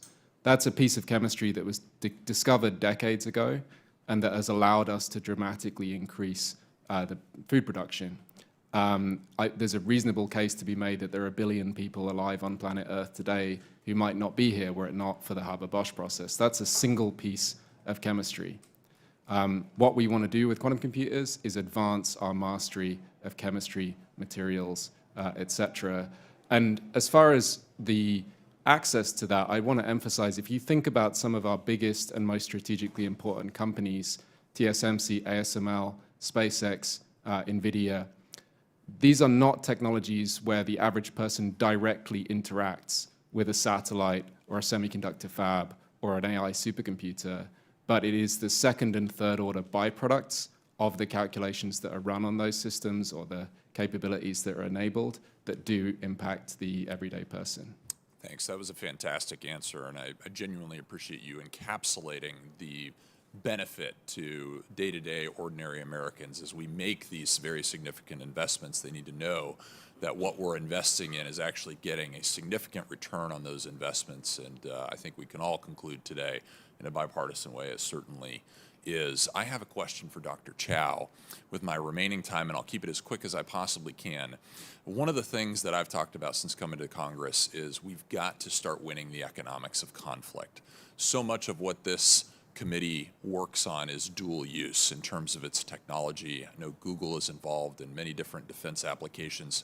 How are investments in quantum technology going to allow us, from a military perspective, to win the economics of the future conflicts? Thanks for the question. I'd like to highlight at first that the military, the Department of Defense, and other agencies have been critical to the development of quantum computing. In fact, a lot of this work started at IARPA, DARPA, and others. So that's been a critical partnership. We anticipate moving forward that there will be many opportunities, from better intelligence to better opportunities to really get more information earlier on. Google is a very proud partner of the U.S. government. We look forward to continued partnership. Thank you. Dr. Merzbacher. I'll just add that the Defense Department and the intelligence community are among the leaders in the government in terms of their own capabilities. And so I think that it's going to be one of the first areas of practical application, frankly, for protecting the warfighter and achieving the mission of those parts of government. So the return on investment will be first in some ways in the defense and national security space. Thank you all very much, Mr. Chairman. I yield back. And now the representative from Florida, Representative Frost. Thank you, Mr. Chairman, and thank you so much to the witnesses for being here today, and really always appreciate the opportunity to hear your expertise on quantum technology matters. Last time we held a hearing on quantum technology, we described it as the technology of tomorrow. However, with the breakthroughs going on with Google and Microsoft and many others, I think it's better to say that this is the technology of today. Dr. Merzbacher, I'd like to get your 2 cents on the work between the government, national labs, universities, and corporations in developing quantum tech. Back in 2021, the Government Accountability Office, GAO, saw that some quantum tech, like small-scale quantum computers, had been developed but were, quote, limited in scope and prone to errors, end quote. Can you briefly talk to us about how scope and error rate have changed in the last 4 years? Well, I think some of the other panelists can speak to that more directly in some ways because they're really advancing the frontiers. But there are sort of 3 areas where advances are necessary in order for these technologies to be available and useful to us today. One is scaling up the capabilities, and we've seen some nice examples here on the table of that happening. So bigger processors, more capable. Number 2 is the error correction problem. These are prone to errors, and that needs to be improved. So you need to both improve the qubits and also address the errors. And at some point, you kind of have a combination of those 2 that makes it possible to do computation. And number 3, and this was touched on, I think, in an earlier question, we need algorithms, we need software to run on the hardware. And so all 3 of those things are in the process of being advanced simultaneously, which is kind of amazing, in order to be able to, as soon as possible, have things that are useful for commercial applications. I hope that answers your question. You know, for a long time, quantum computing has promised that a single utility scale quantum computer could provide more computing power than all the world's classical computers combined. I know each and every one of you has been spending a bunch of time working to overcome certain technological challenges, scalability, error correction. However, I want to bring up something that is a concern I have, and it might not come up every day. Quantum research costs a lot of money, right? The reality is this means that the serious capabilities are concentrated with a few major players, including Microsoft and Google. Now that quantum tech is arriving, people are worried about how we'll keep it serving the public interest and not just enriching those who can afford it. Are there any recommendations from the Quantum Committee, GAO, or anywhere else that you think help address this concern? Yeah, this is a great question, Congressman. I would say that there's a solution. You know, it's called the internet. You know, we have already computing systems that are made available, much more powerful than anybody could buy, that are made available across the country to anybody who wants to use them. And we have, you know, through the federal government, made investments in providing access to that to, you know, students, anything from high school students all the way up to the most sophisticated researchers. And I think that has to continue to happen in quantum as well. It is expensive. It's very, very expensive to build these machines and push them to the state of the art. It's very expensive even to use them because there's only a couple that are working, you know, and to take the time away of development to provide access is expensive. But this is somewhere really where the government can help by making that access available to communities. I know some of you are probably familiar with initiatives like the Illinois Quantum and Microelectronics Park, which aims to establish regional quantum hubs. What strategies can ensure that as these hubs spring up across the country, they benefit a broad range of folks, including people from rural communities and low-income backgrounds? We're delighted to be the anchor tenant of that IQMP park, and really, really excited to be getting started building systems there. To your question, again, quantum computing is a frontier technology. Today, we do not have useful quantum computers, and we've heard we need to build big systems in order to actually access useful applications. Almost by definition, a frontier technology is going to suffer from the kind of concentration of power that you describe. And I think it is risky to not fully internalize that reality. That is the nature of, for instance, semiconductor manufacturing, AI supercomputers, rockets, quantum computers. It's almost a physical characteristic that leads to this kind of concentration of power. And that, of course, has caused problems in the case of the semiconductor supply chain. So I think the first step is actually to recognize that it is very hard to avoid that physical, geopolitical concentration of power. Thank you. And with the last bit of my time. Yeah, I just want to say that there's amazing innovation happening at very small companies. And all of the big companies that are members of my association support helping those small companies to innovate. I've had some of those small companies get acquired by some of the big companies. And so there's a natural sort of ecosystem that is out there. And the government is, I think, really the main funder and assistant to getting those small companies to the point where they can demonstrate success and make the next step. So financial assistance, as well as SBIRs and grants and so on. Thank you. Appreciate the extra time, Mr. Chair, and I yield back. Gentleman's time's expired. And now I recognize the gentleman from Utah, Dr. Kennedy. Thank you, Mr. Chair, for convening this, and thank you to the witnesses. You people are outstanding, and I just the quantum idea of one or a zero or one and a zero, you advocate for something most of us don't understand at all. And the fact is that these electrons and the molecules that we're made up of, that you're in a world that is just a bold new world of opportunity for us to learn and use to our advantage over time. So I'm really grateful for you being here. I'm also grateful as a physician to think about the opportunities for us to develop new drugs. And when I'm making a decision, a life and death decision of what do I do with this person, the idea that you've advocated for, that artificial intelligence and quantum go together, and that we can have real-time data to help, in this case, doctors or nurses, make those decisions based on differential diagnostics that would help us to actually save lives. So thanks for what you're doing, although we're not all there yet.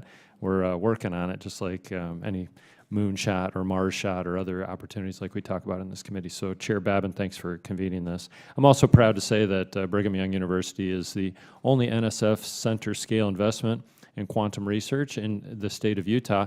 And I've also noticed in the map that was given in our briefing materials that it's pretty East Coast centric where all the research is happening. I'd like to see more in the West, but grateful that my alma mater, Brigham Young University, is one of those research centers.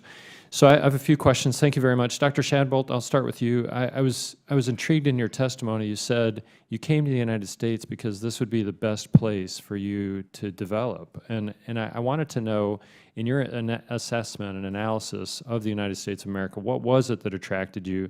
What do we need to do in Congress to make that environment such that it's a magnet for people like you all over the world that want to come here because of the environment that we've created? If you could help me with what are some of the parameters that you looked for in your entrance to our country, how can we promote that as Congress to bring other people?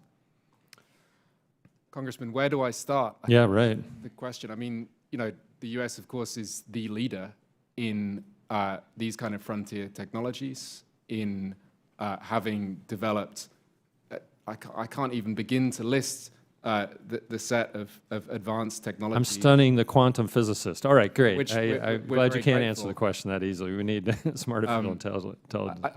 I think just to so two pieces that I will mention. Our approach is to leverage the semiconductor industry. Our approach is to recognize that we need millions of qubits, and to say, well, today we put billions of transistors into our cell phones, yet let's use the same supply chains, the same fabs, et cetera, to build qubits. And that's why we came initially to Silicon Valley, and that's where we've done a lot of our development of the chip technology. We're thrilled now to be at the position where we're looking at data center-sized machines, where, as I said, we need to cut steel, lay concrete, et cetera.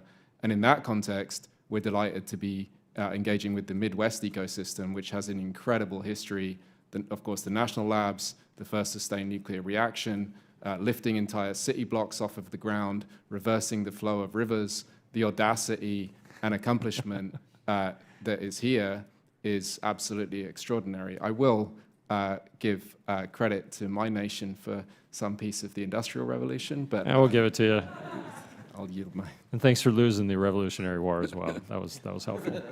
So, and thanks for that. And I can feel the vision that you're describing. Dr. Chou and Dr. Tahan, I wanted to, so Google and Microsoft are in an arms race on some levels. You're your competitors, but you're sitting at the same table, willing to compete, but also be collaborative. Can you help me with how that's working out? What can we do in Congress to promote that? Yeah, I'll start first. We love the competition, honestly. Amen. The United States is an amazing place where all of these different ideas can flourish. Right. You know, Dr. Shadbolt was talking about some of these. You look at the, first person on the moon, the Human Genome Project. All of these things are super inspiring. Google is very, very proud to be a part of that. And honestly, the competition is what helps to fuel us. It accelerates progress. It makes sure we don't sit on our laurels. There's a lot to do. Excellent.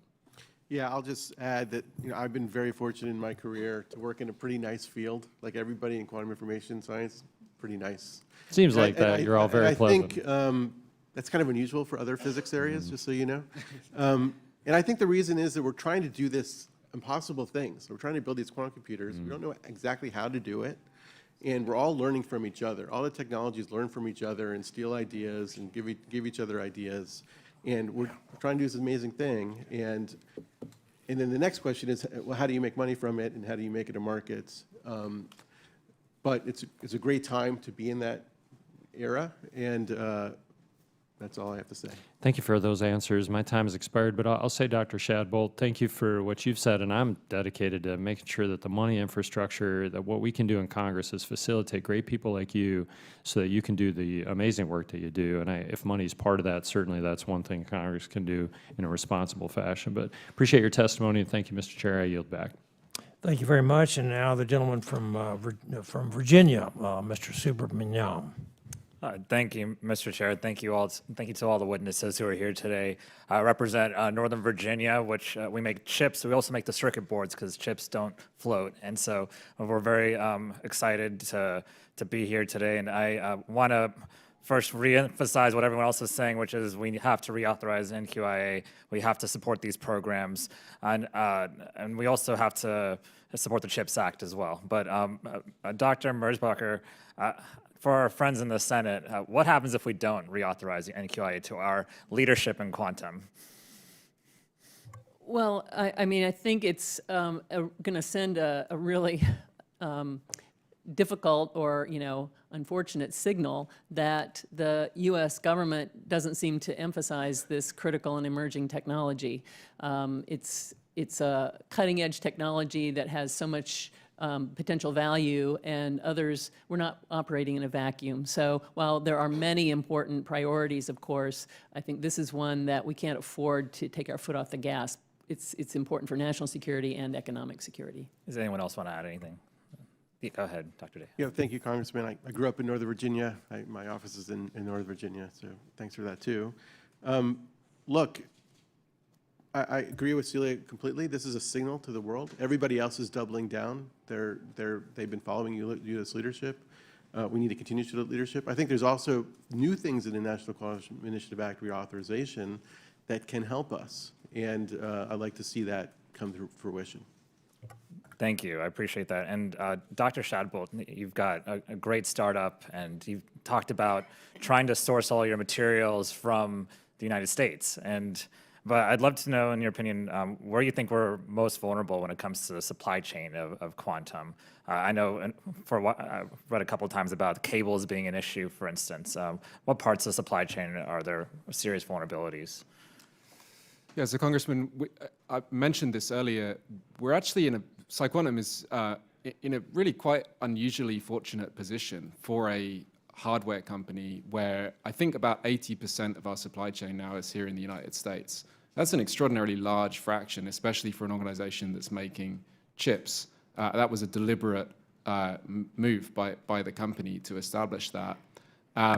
It is a very diverse supply chain, from chips to PCBAs, as you mentioned, to fiber optics, cables, et cetera. Our approach is to try to be realistic, that it is not a good idea to completely build that thing from scratch. Our approach has been to architect the machine in such a way that we can fit ourselves into pre-existing high-volume supply chains, and in doing so, basically save a ton of time and money. That's how we've gone about doing it. That's not always easy. Often we put these suppliers outside of their comfort zone with our requests, but we've been very gratified, actually, by the success of those engagements with the big fabs, the packaging, the assembly, PCBAs, as you mentioned, and delighted to give a more in-depth perspective on how we've done that, if that's interesting to the committee. Thank you. That's helpful. And I'm going to switch gears a little bit to security. I was in another hearing where we were talking about Signal for other reasons, and the Signal app. And someone talked about how even the Signal app could be decrypted with quantum computing. And I've gotten this issue, people have brought this issue to me several times now. And so I'm just curious how far away you all think we are from decrypting things like RSA or ECC, or even Bitcoin. If anyone wants to answer that fun question. So the short answer is we don't exactly know, but we are not. It's not going to be something that we wake up one day and all. I mean, unless there's some adversary that's doing it behind a curtain that we don't know about. If it's coming out from the sort of advances that are being made by the companies here at the table and others, we're going to see that progress happening, and the capability is going to be approached sort of steadily. And so we already have these new cryptographic standards to protect things. So the real answer is good news, migrate to the new standards to be sure you are quantum resistant, at least, if not quantum proof, for the long term. So you're saying there's a plan moving forward for public and private sector to deal with the idea of absolutely of post-quantum cryptography? We've updated cryptographic standards before. We know how to do this. It takes time, it takes resources, and the government needs to be part of that. Yeah, I mean, let me just say that moving to quantum-resistant cryptography doesn't require any quantum stuff. Like, you can actually do it by replacing our classical codes and classical routers. Microsoft has a quantum-safe program. NIST has launched initiatives. But we do need to move. It is going to be a big job to move the entire nation and ecosystem to these quantum-resistant tools. We do have some time with apps like Signal, where it's real time. You know, you really need a computer that moment to decrypt. But as we mentioned earlier in the session, you know, people saving data to decrypt later, even if it's 10, 20 years from now, is also a risk for certain special types of national security data, health data, banking data. So we do need leadership in ensuring that transition happens in a timely manner over the next decade. Thank you. I yield back. Thank you. And now the gentleman from California, Mr. Fong. Thank you, Mr. Chairman, and thank you to all the witnesses for your testimony. I know the National Quantum Initiative emphasizes advancing quantum technologies to maintain U.S. leadership in science and innovation. I wanted to ask, in terms of quantum networking infrastructure, it's poised to be a cornerstone of this effort, enabling secure communications, distributed quantum computing, and advanced sensing applications critical for national security, economic competitiveness, and scientific discovery. In this context, how critical is the development of quantum networking infrastructure? I've read about the pioneering work at EPB's quantum network in Tennessee and the Air Force Research Lab in Rome, New York, to achieving these goals. Specifically wanted to ask if you had some thoughts on that. I'll go first. Quantum networking has some real tough engineering challenges that need to be overcome, and because the sort of traditional telecommunications equipment doesn't work when it comes to transmitting quantum information. So it's a field of active research, and it should be, because as these capabilities of extending the length of the ability to connect quantum systems, it'll open up all kinds of applications. We can do sort of short-term or local area net, you could say, communication, and that's a great way to start working in this area and discovering useful applications. There's some things that quantum networks are going to not be as good as classical, just like quantum computers are not going to be as good as classical computers for certain things. So we need to be looking at those applications that are going to benefit. And as I mentioned earlier, we're doing such a roadmap. Congressman, in most cases, you cannot fit 1 million qubits on one chip. So the very impressive systems that we see today are typically implemented on just one chip, but most people know that they're going to have to scale to many chips.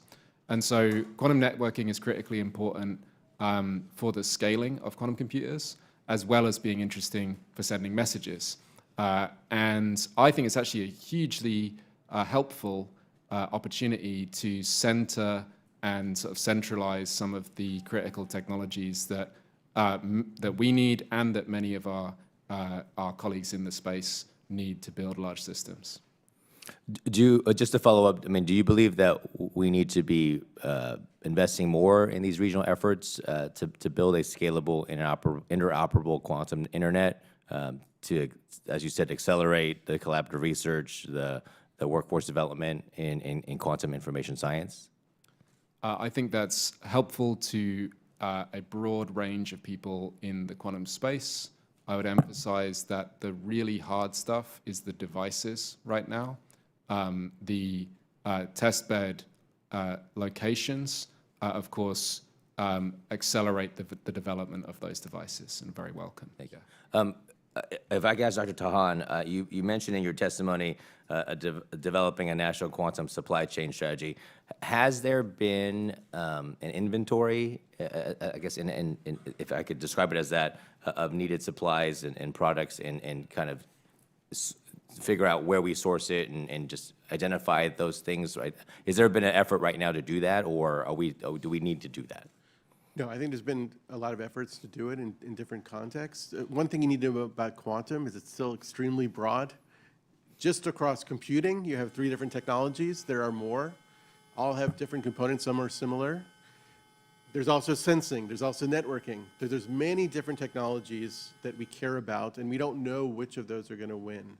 Now, in the context of QEDC, one of their self-proclaimed jobs is to ingest that data from companies to provide that to government. Also, within the context of export controls and security, the National Quantum Coordination Office and other subcommittees in the government have done those assessments. There's a tremendous amount of data already. I think really now is about how do you use that data to do something to make the supply chain more resilient. Yes, Dr.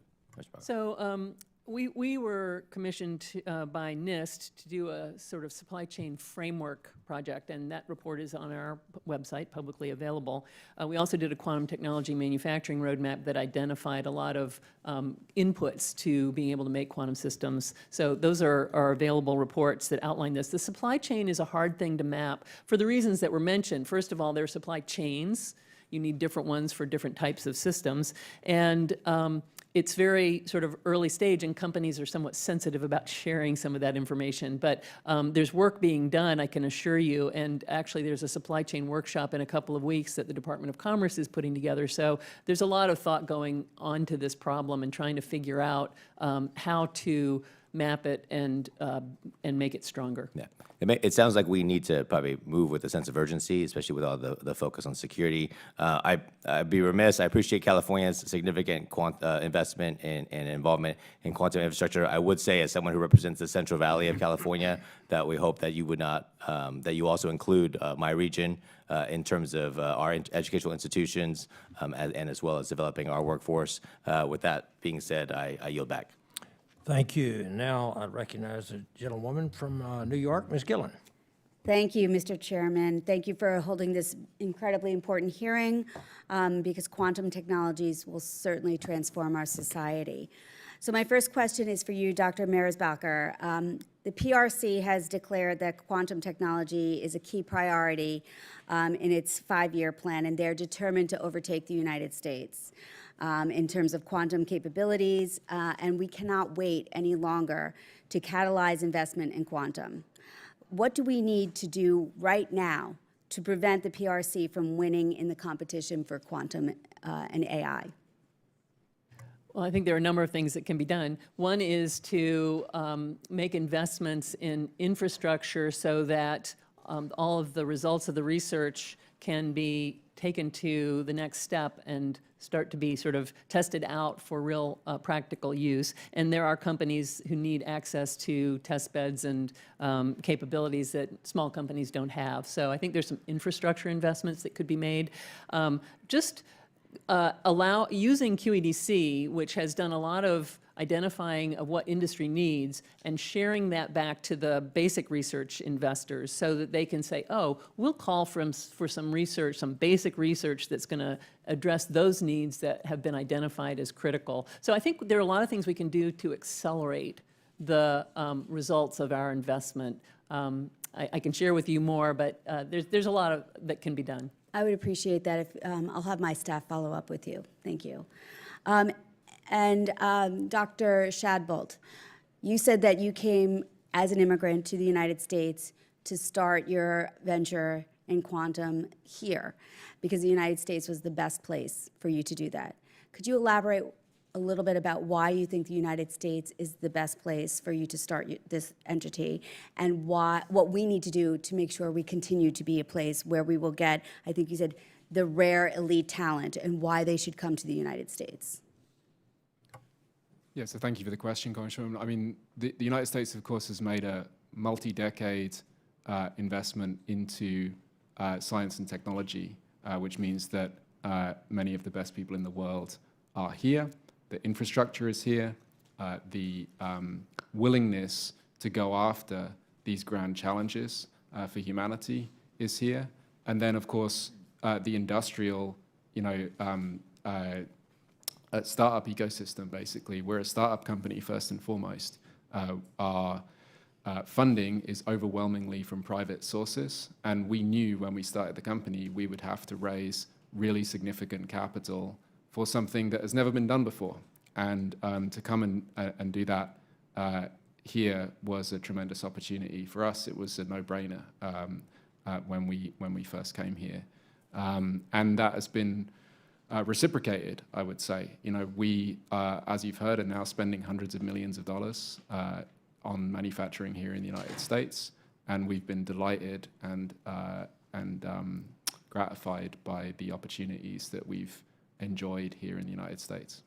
So what do we need to do here in Congress to make sure that United States still continues to draw folks like yourself to come here and to think that this remains one of the best places to start and develop quantum technology? Support the development of the best people, the best technology, and the best companies. Thank you. And Dr. Tahan, you talked a little bit about this. In order to advance quantum technology, we need to make investment for the next generation of leaders. How can we best do that? Thank you, Congressman. I was just thinking that on the drive over here, we passed the Air and Space Museum. My first experience as a scientist was an intern there. I got that job because my dad, who's an immigrant, was working on fixing the air conditioners at night. He was a night worker at the Smithsonian. It's experiences like that that make scientists. What Congress can do, what we can do as companies, what we all can do is give young people opportunities to show how they can contribute and give them the tools to be successful. Part of that, and I'm just going to give a little bit of tilt on many of these questions, is continuing to work closely with our allies. This is a global initiative. It's extremely broad technologies. We don't know what's going to win. We will win by being first together. At Microsoft, we have a big outpost in Denmark, extremely talented people there, also in the Netherlands. Our supply chains are global. We need to ensure that we are leading the global team to get to this technology first, because there's no prize for second place here. We need to get first so that we can get to the market first and then reap the rewards of more jobs for those people we're creating. Thank you. I yield back. Thank you. I now recognize Congressman Begich from the great state of Alaska for 5 minutes. Thank you. I've got a few questions here, and we got a limited time, so I'm going to move through these quickly. What would you say are the value of U.S. patents when our primary adversary in this specific sector does not honor intellectual property protections? Do you believe U.S. quantum investments are being adequately protected through our current framework? And if not, What thoughts do you have to bolster protections for our quantum technology portfolio? And I'll direct that to Dr. Merzbacher. Well, I think that we cannot give up on the rule of law and the importance of protecting intellectual property is in the Constitution, right? So trying to encourage and work closely with others who believe the same is the main thing.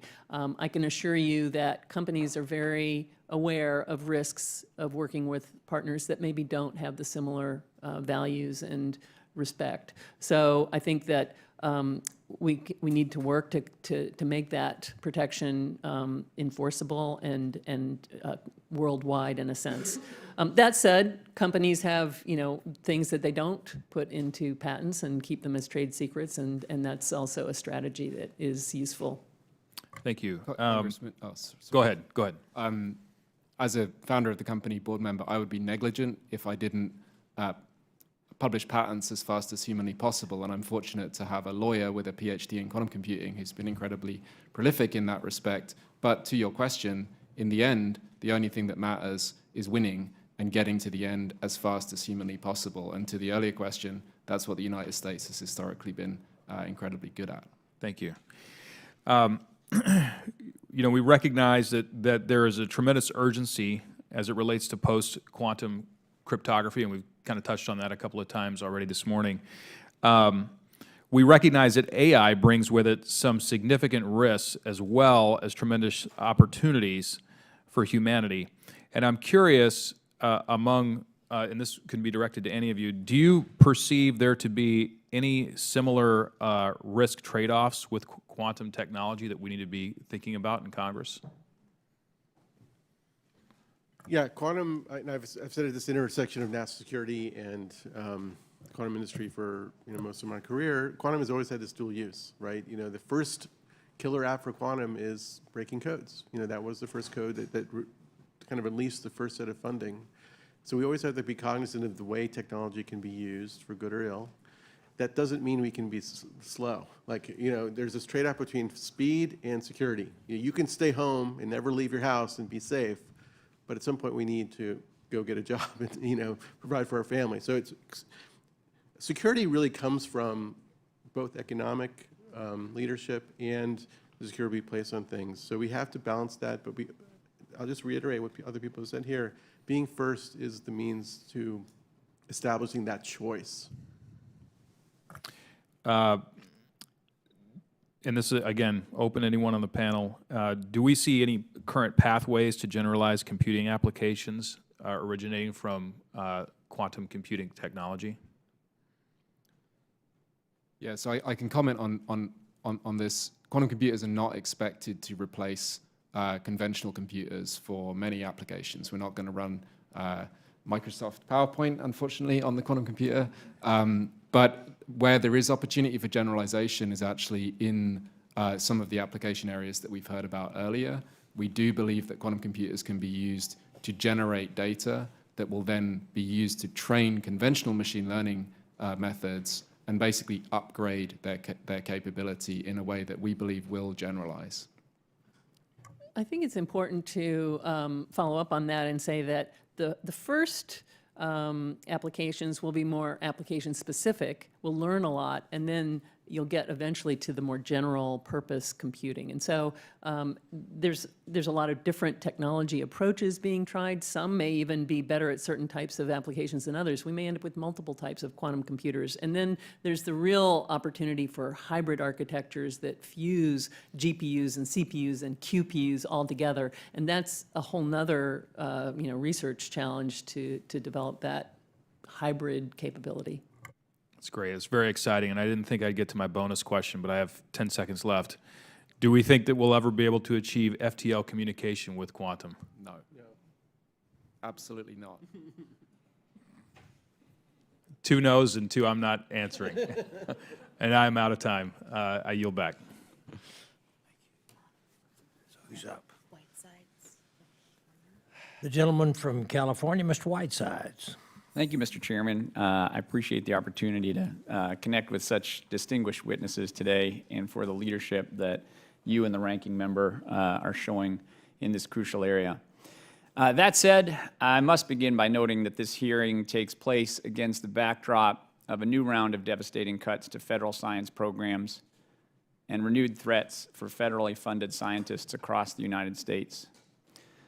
This time, they are in the administration's recently released skinny budget, in which the Trump administration has formalized what they intend to do with America's science agencies. It is, simply put, a disaster. A series of devastating cuts that would nearly guarantee that we cede leadership to China across a wide range of technical and scientific fields. Let's be specific. A 24% reduction of NASA's budget, a 50% reduction of the National Science Foundation's budget, a 37% reduction of the National Institute of Health's budget, and a 33% cut at the CDC. I would note that these cuts are incredibly, on average, a greater percentage than proposed for most other non-defense federal agencies. So science and technology, the foundation for a growing economy, stronger national security, and better health, is being singled out by this administration for greater cuts. We learned just last week that the National Science Foundation has been forced to stop awarding new research grants and from supplying allotted funds for existing grants. No doubt, this is why the NSF director, who Trump appointed in his first term, just resigned. NIH has awarded far less than half the grants it did at this point in the president's first term. That means that functionally, the administration has already cut hundreds of millions of dollars from crucial medical research on cancer, Alzheimer's, and heart disease. A research group has recently found, for the first time, the number of top AI talent researchers coming or leaving the United States is about to go net negative. More researchers leaving the U.S. than coming. Our top universities report double-digit drops in the number of technical grad students that they will be supporting this year, and expect much greater collapses in those numbers over the course of the next year. All this means that we are interrupting the careers of young scientists and top technologists who may either leave their fields or go to Europe or China to pursue their careers. Damage is being done every day, and this committee, I believe, needs to make sure that its voice is heard, because there is no time to waste. At its core, today's hearing is about the power of science. We all recognize that federal investment in science drives progress across every sector of our economy.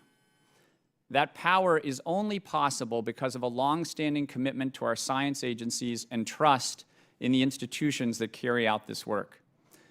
If we are serious about reauthorizing the National Quantum Initiative and maintaining U.S. leadership in quantum development, we cannot allow these cuts to move forward. We have no time to lose. We as a committee need to be clear that these cuts are unacceptable if we intend to continue to lead. Science must remain a national priority, not a political target. Thank you, and I yield back. Okay. And now the gentleman from Colorado, Mr. Hurd. Thank you very much, Mr. Chair. Thank you to our witnesses for being here. I have a question first for Dr. Shadbolt and Dr. Chou. We frequently hear about the need for a quantum-ready workforce. Beyond PhDs in physics, what technical gaps do you see in the quantum industry pipeline? Thank you for the question. Honestly, the primary requirement for me is to have availability of the best people, and that includes the best welders, the best systems people, the best PhDs in quantum information, and those people exist here in the United States. That's why we came here, and that is thanks to, again, decades of investment by this nation. So really, like, from my point of view, our approach has been to build a system in a way where we don't need as much novel capability as you might anticipate. We can find the people that we need in chip manufacturing, packaging, assembly, etc. I just want them to be absolutely brilliant and free and motivated to get on and help us build this thing as fast as possible. Thank you. Okay, I'll comment quickly. Look, the workforce in quantum computing has changed quite a bit. Google Quantum AI started in 2012. At that time, our workforce was primarily PhDs in physics and computer science. Today, that's completely different. We're hiring a number of hardware, software engineers, as well as technicians, two-year college degrees, really to help us build up and scale and engineer our systems. That increasingly is going to be what we need. We want to make sure that people with fabrication expertise, mechanical engineering, electrical engineering, and others are available, and importantly, people that are thinking about the applications, the end use of these computers. Are we doing a good job of getting those expertise, that training here in the United States? The United States, in our opinion, is doing some good work, but we need to do more. Okay, thank you.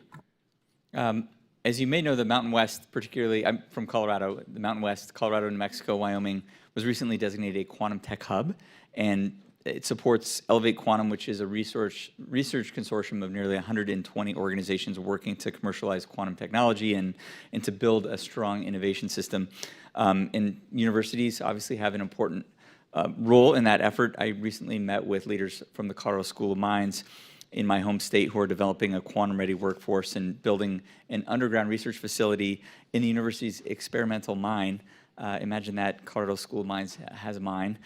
And I'm told that actually that's an ideal environment for breakthroughs in secure communications and quantum computing.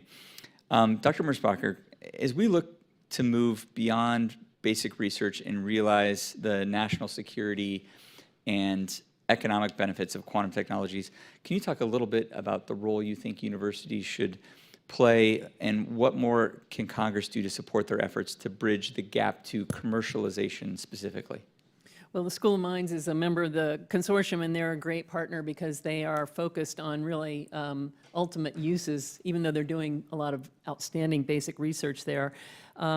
I want to actually follow up briefly on your question about the workforce needs, because we did a study early on where we asked the companies what jobs are you going to be filling and what skills do those people need, and most of the jobs did not have quantum in the title, and most of the skills didn't have quantum in them. They were software engineer or a photonic engineer, laser specialist. So we have, and it gets to really Mr. Whiteside's comment too, we need to fund the whole ecosystem because most of the talent needs a little bit of quantum understanding on top of their deep disciplinary knowledge, and we have great institutions like the School of Mines to create those. So adding quantum into the curricula so that those traditionally trained engineers and scientists are ready to go will just be, you know, the easy solution, even as we kind of expand the field.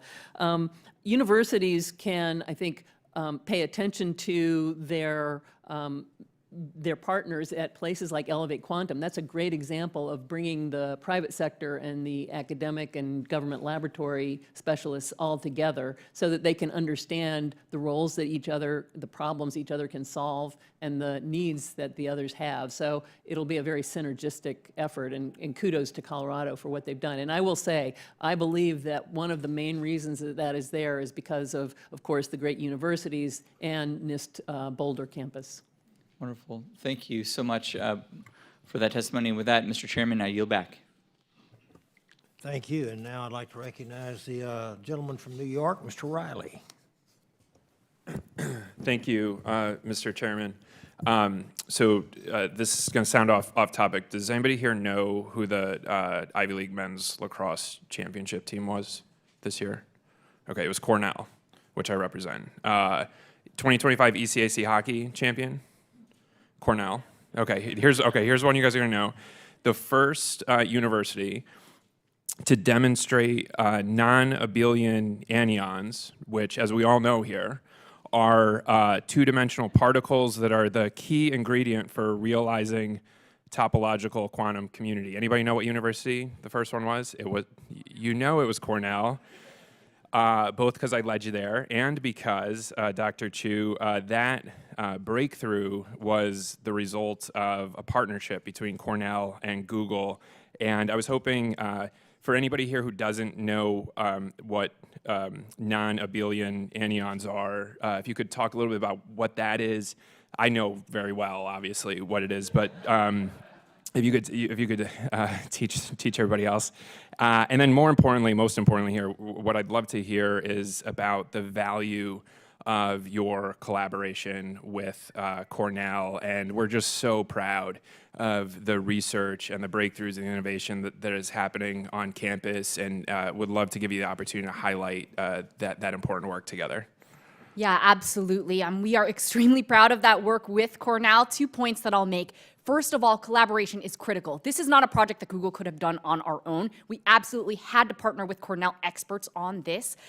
Google partners with over 60 universities for exactly that reason, because so much expertise exists in academia. We've got to continue those types of partnerships.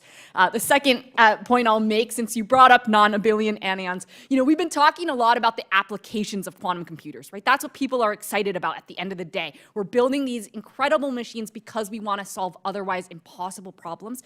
This work that you cite is a good example of what is possible on quantum computers today. Today, they are not yet capable, as other panelists have mentioned, of real-world, beyond classical applications. A lot of the applications are still best performed at this point on classical computers. However, we expect that to change as the systems continue on. Today's computers in quantum computing are actually, though, capable of really interesting new discoveries in physics. We're really proud about that. I appreciate it. Yeah, go ahead. Yeah, I guess I'd be remiss in not talking about topological anions. I was just at Cornell. Of course, that was actually exactly where I was. I was just at Cornell, actually. At Microsoft, we're actually trying to build physical topological qubits based on the same physics that was simulated on Google's and also Continuum's quantum computers built from other types of qubits. And you have other professors at Cornell who are trying to make the devices themselves, and also some really great expertise in cryo-CMOS, which is used to control our chip. So keep doing it. Terrific. That's great. Well, thank you. I want to invite all of you to come to campus. I know some of you have been on campus, but I'd love to invite all of you to come to campus with me. We'll do a roundtable. We'll meet with folks who are working on this and find more ways that we can all work together. I won't, under oath, ask you to accept my invitation here, but we'll follow up with all of you. I do, Mr. Chairman, ask unanimous consent to enter into the record some information about the partnership between Google and Cornell that shows just the incredible work that's happening there. And I do think it's important to highlight how important it is for this committee, the Congress, for the federal government to invest in research and development at our nation's universities, because we are, as a country, we're better off, we're more secure, we're more innovative, we're more prosperous when we're investing in science. I think if you really want to make America great again, you're going to put us at the forefront of innovation, and you're not going to let China eat our lunch on all of this. So I'm concerned with the administration's budget, which would slash research and development, especially at our universities. It's going to put us at a major disadvantage in the competition against China. I also think it's penny wise and pound foolish, because this cuts to science today are going to cost us so much more in the long run. Right now, we have this great deal with our universities where, Cornell and Binghamton and other universities are footing most of the bill for the infrastructure, for the labs, and this administration is trying to undercut that, which is just going to push those costs onto taxpayers. We have great partnerships between universities and innovators, as you've all described, and I think we need to be funding that, not capping it. Dr. Shadbolt, I'm going to follow up with you as my time's expiring here later. I want to learn more about the incredible work y'all are doing in upstate New York and ways that I can be supportive. I really appreciated what you said earlier about the jobs with the iron workers and the trades, and we want to make sure those are good jobs in upstate New York, and would love to work with you on that. Thank you, Mr. Chairman. I appreciate it. Yes, sir. Thank you very much. And now, gentleman from Georgia, Dr. McCormick. Thank you, Dr. Chairman. I appreciate you all being here. I have so many questions. I'm going to have you limit your answers to get each one of you a good question to less than a minute. Looking at what quantum technologies represents into the future and its promise and its application, the way we get the sources to actually do the quantum projections, the research, the integration between all the people, all the different nuances that it takes to put this together, and actually the way it's going to be applied are really important to me, including the supply side economics of this, as well as the investment. So I'll make this as concise as possible. If you can kind of think about how it ties in as we go. I'll start with you, Dr. Merzbacher. Quantum hardware relies heavily on rare earth minerals, many of which we get from China. And they've actually kind of cornered the market on many they get from Africa and other places where they've kind of exploited. What do you see to our future as far as the way we're securing our ability to gain those resources to keep us competitive in this market? Well, this is a really important question. Of course, quantum is not the only technology that depends on rare earths. In fact, it probably has a relatively small footprint overall, but it's critical nevertheless. And that would be just an example of one of the types of materials that are going to need to be secured, along with things like helium-3 and ultra-pure silicon, isotopically pure. So there are many materials, including rare earths, that we want to make sure we have access to in order to build these systems. So you mentioned helium-3. I guess there's a lot on the dark side of the moon. We'll see how that goes. Yeah. They can't take it all. Dr. Shadbolt, DARPA is supporting several initiatives to move quantum sensing technologies from the lab into the field. What do you see as far as what we can do to help that actually become applicable? And what do you think the applications are going to be as they move forward? Yeah, so Congressman, we were absolutely delighted to have graduated to the final phase of the DARPA Utility Scale Quantum Computing Program, now QBI. And I would really strongly commend the approach that DARPA has taken to doing this, principally that is an evaluation program. So what DARPA did in pursuing this was to start from an assumption that quantum computers are useless and that nobody knows how to build one, and then to evaluate the claims of companies like ours who were claiming that it's going to be tremendously valuable, and we do know how to build one, and it's been extremely valuable to us to have been engaged with DoD and the government in that kind of red team mode of operation. I can't commend that enough as a robustifying, sanitizing effect. I tell you, I'm kind of scared about the future of quantum because I think the first one there kind of wins because that ends up opening Pandora's box to all the things we know it can be applied to. Dr. Tahan, what do you think the top application or the top applications, if there's a couple or a few, are going to be of quantum? We always know that it has to do with maybe code cracking and stuff like that. The defense to that, offense, defense, you mentioned red team. What do you see as the future in the next 5 to 10 years of its application, and who wins?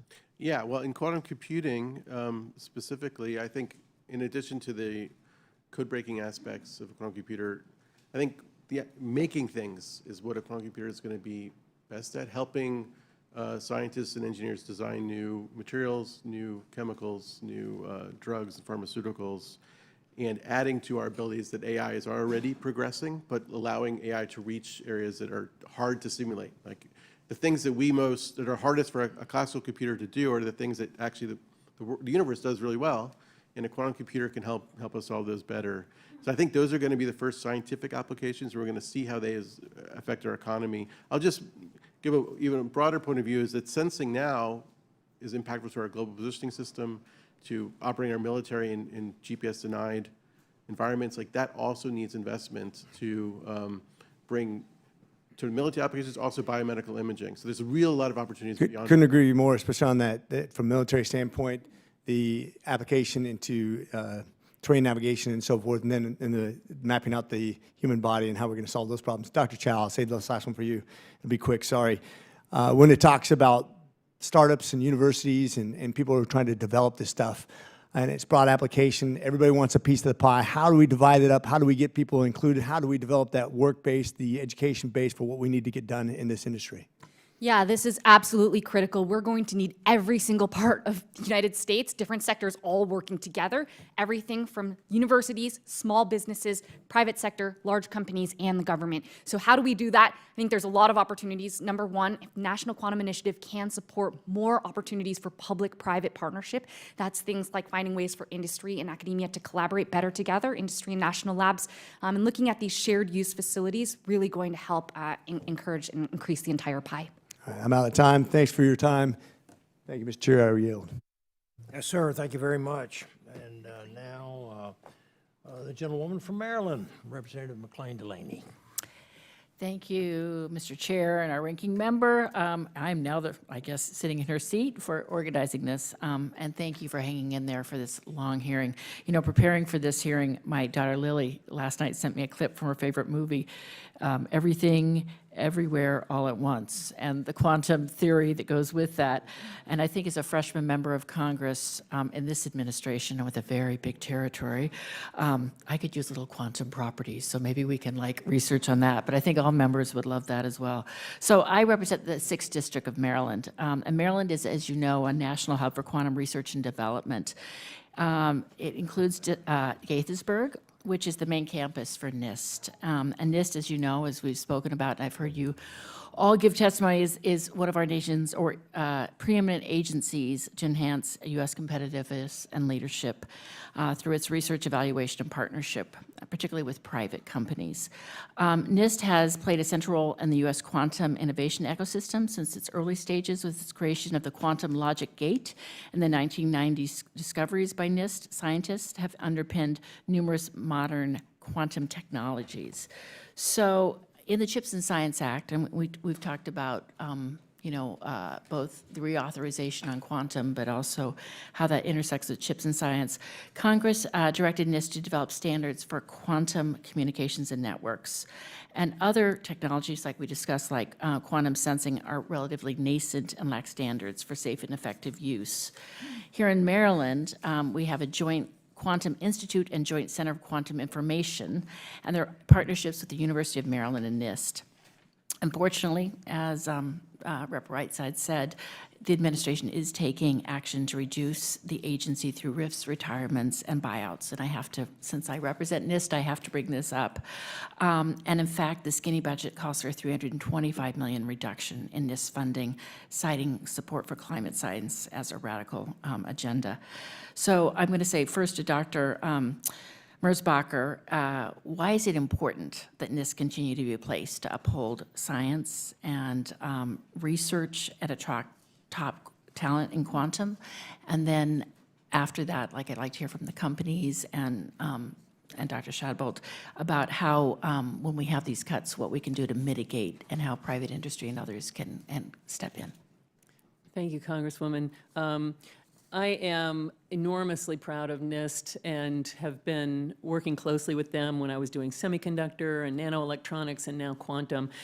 So I sort of made a list as you were talking. I was sort of expecting maybe you would want to know what is NIST good for in this space. So number one is they are the place where you develop the ability to measure things, because if in order to have standards, in order to understand what it is you're doing, you have to be able to measure it. And NIST is the place where what they call metrology or measurement science is done in this country.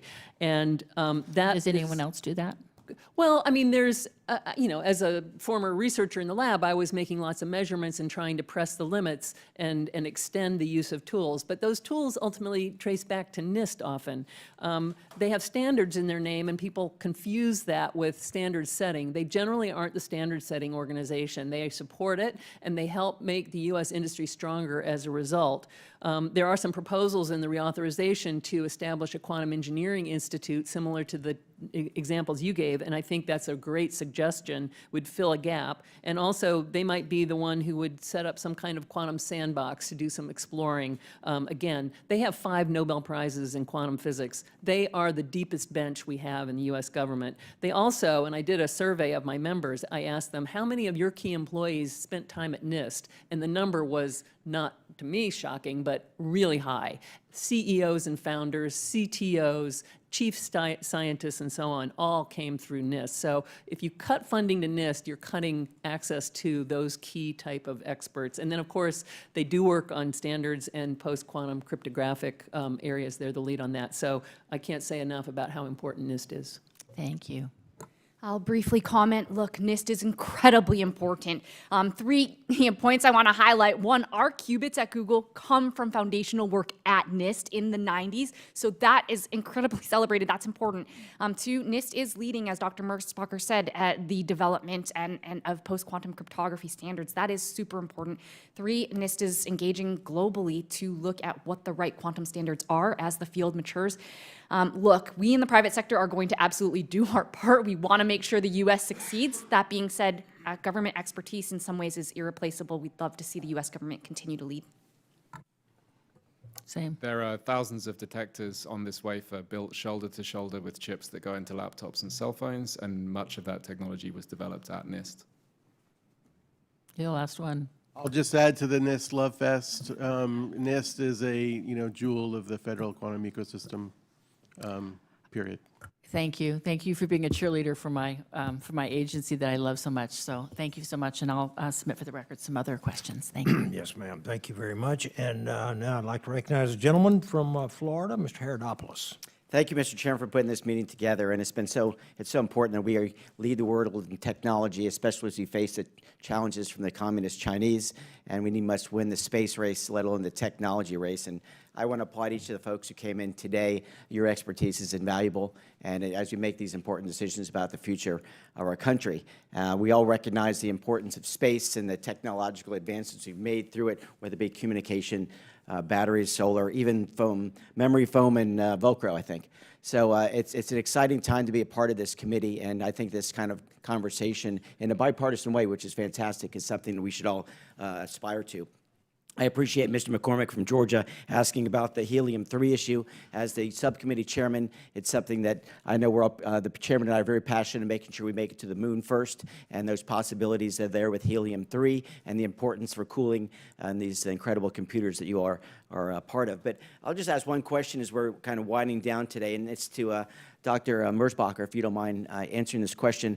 I'm very interested in the way that a quantum network can connect to DoD, NASA, national laboratories, universities, and the industrial base in order to advance space research and development. Could you please discuss how quantum networking can be most effectively used to advance the development of space technology for national security purposes?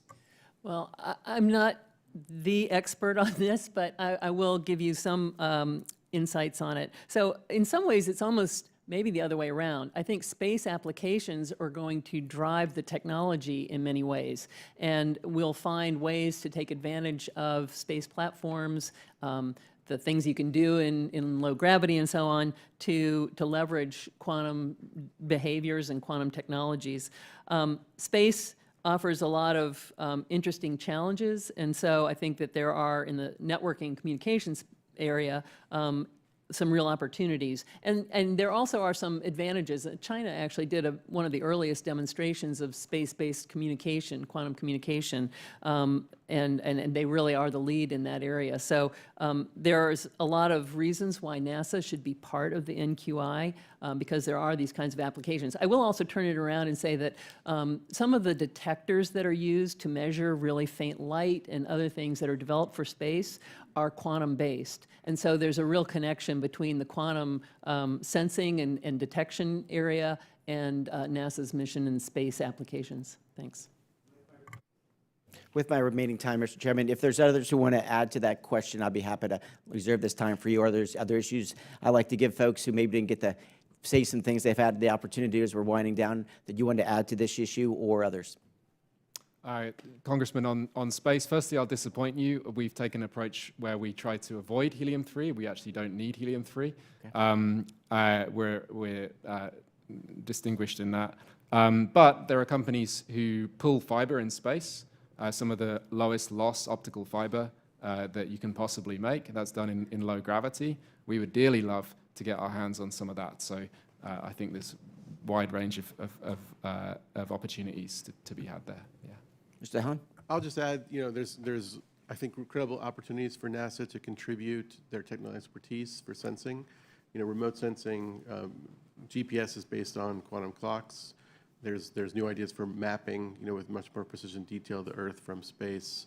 I'll also say that NASA is extremely good at education and outreach, and having them as part of the National Quantum Initiative was extremely valuable the first 5 years, and if we can get them funded more the second 5, I think it will bring a lot to the table in creating this new generation of people we need for all our missions. Thank you. Maybe I'll add one other point. You talked about helium-3. I think that's a fantastic example of really fundamental research that is now implicating and impacting absolute applications. I actually have a photo here of one of our, we call these cryostats, cryogenic refrigerators.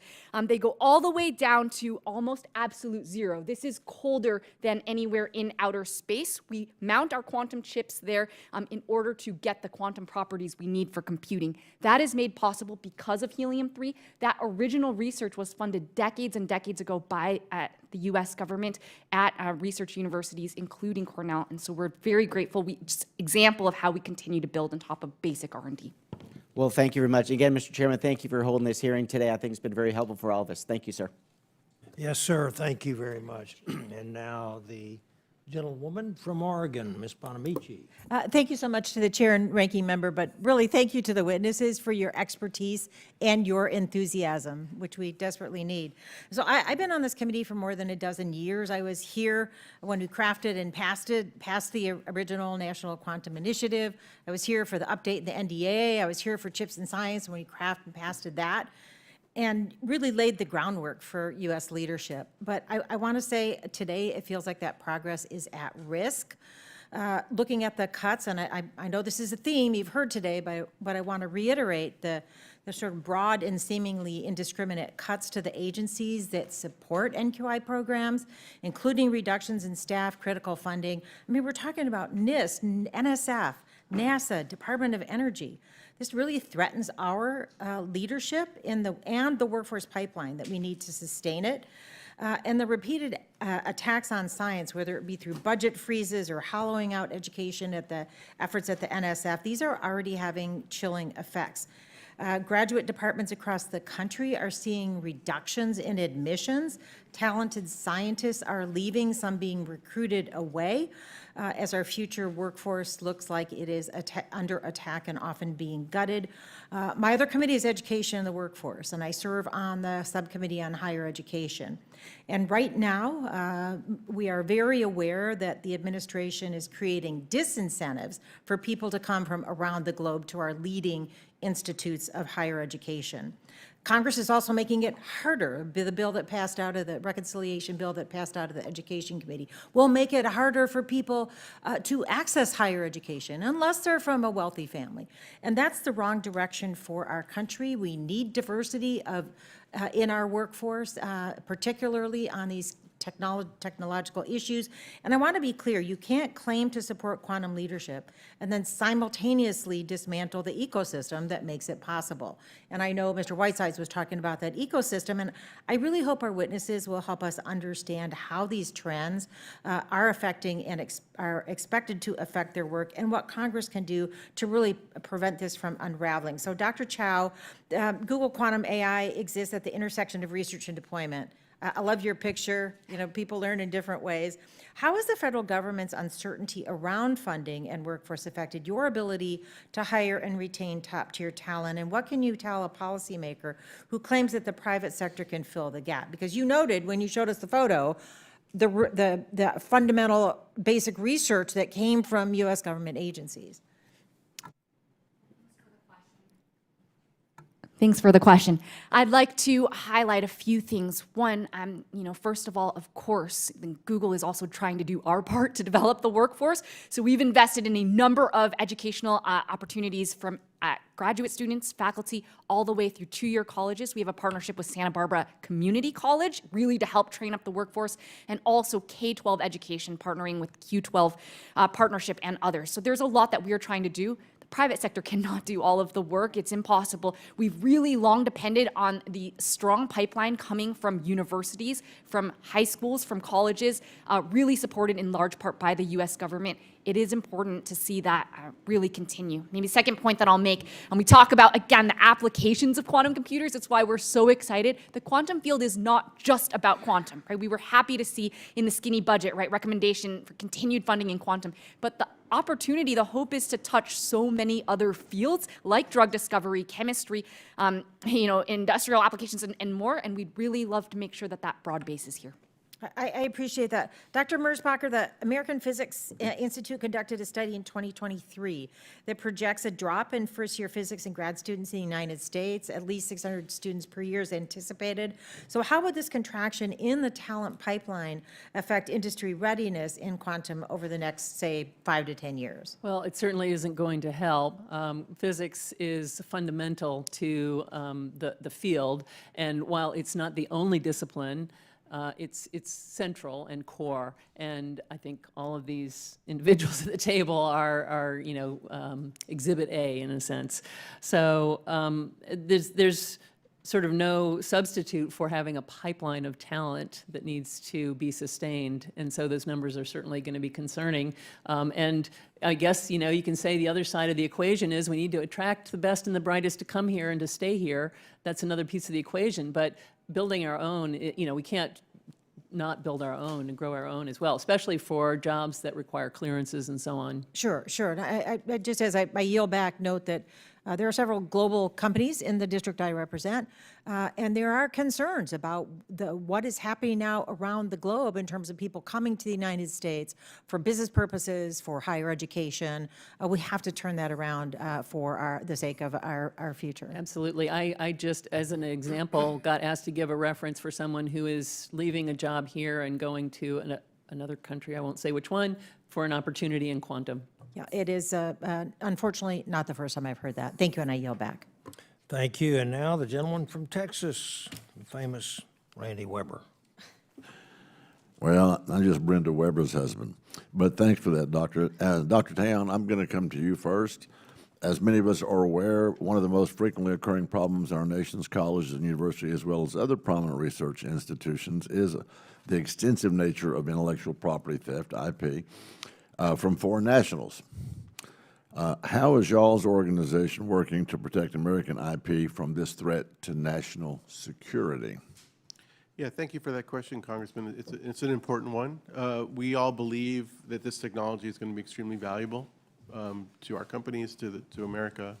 At Microsoft, we take security extremely seriously. We have a dedicated security team for quantum, focused on IP, operational security, people security, network security, and so on. We know that we're a target for people trying to get our IP. I'll say I have 15 years working at the NSA experience. Like, it is comparable or better in Microsoft in how we protect our security.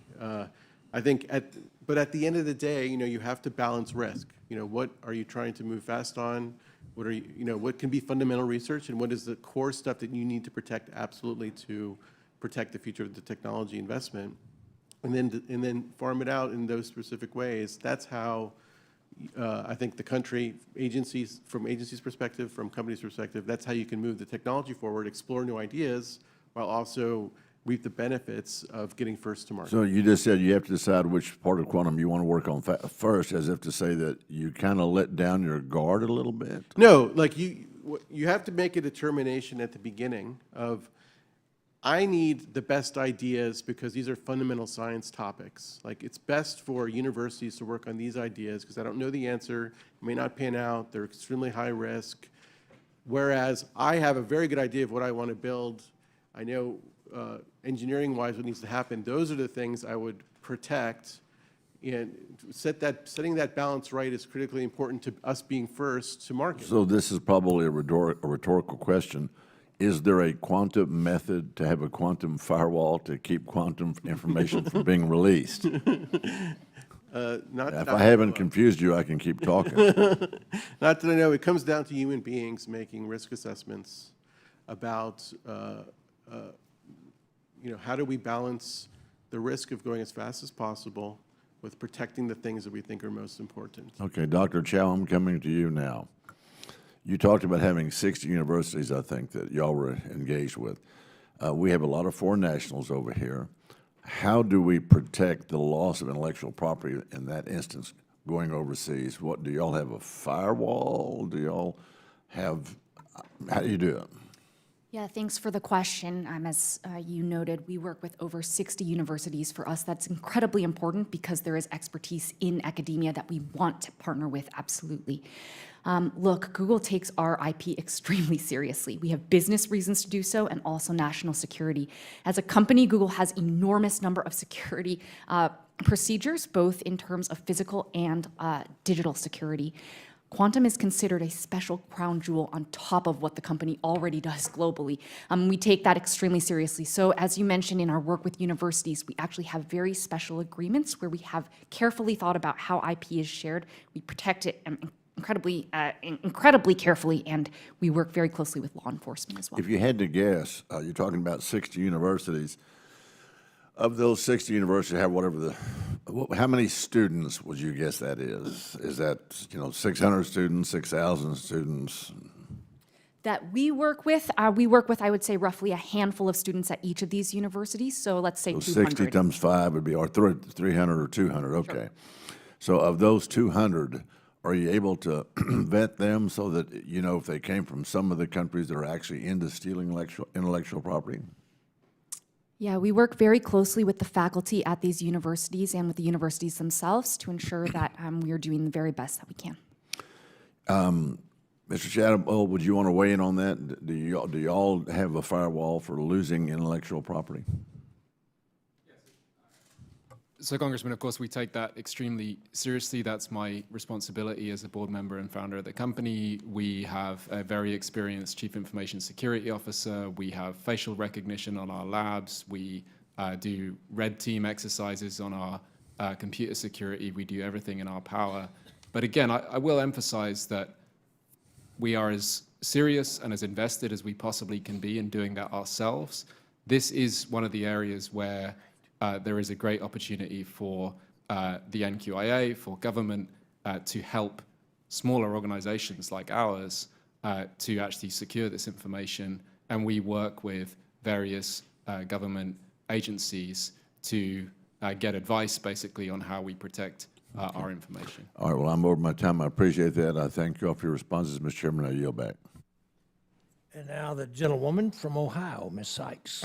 Thank you, Mr. Chair, and to the ranking member for hosting and holding this committee today. And a special thank you to our witnesses. You've been hanging in there for almost 3 hours, and you're still very vivacious and bright-eyed and excited about your work. So thank you so much. Obviously, quantum technology has the power to fundamentally revolutionize healthcare, construction, national security, finance, and more, and leading to better lives across this country, including in my district in Ohio's 13th.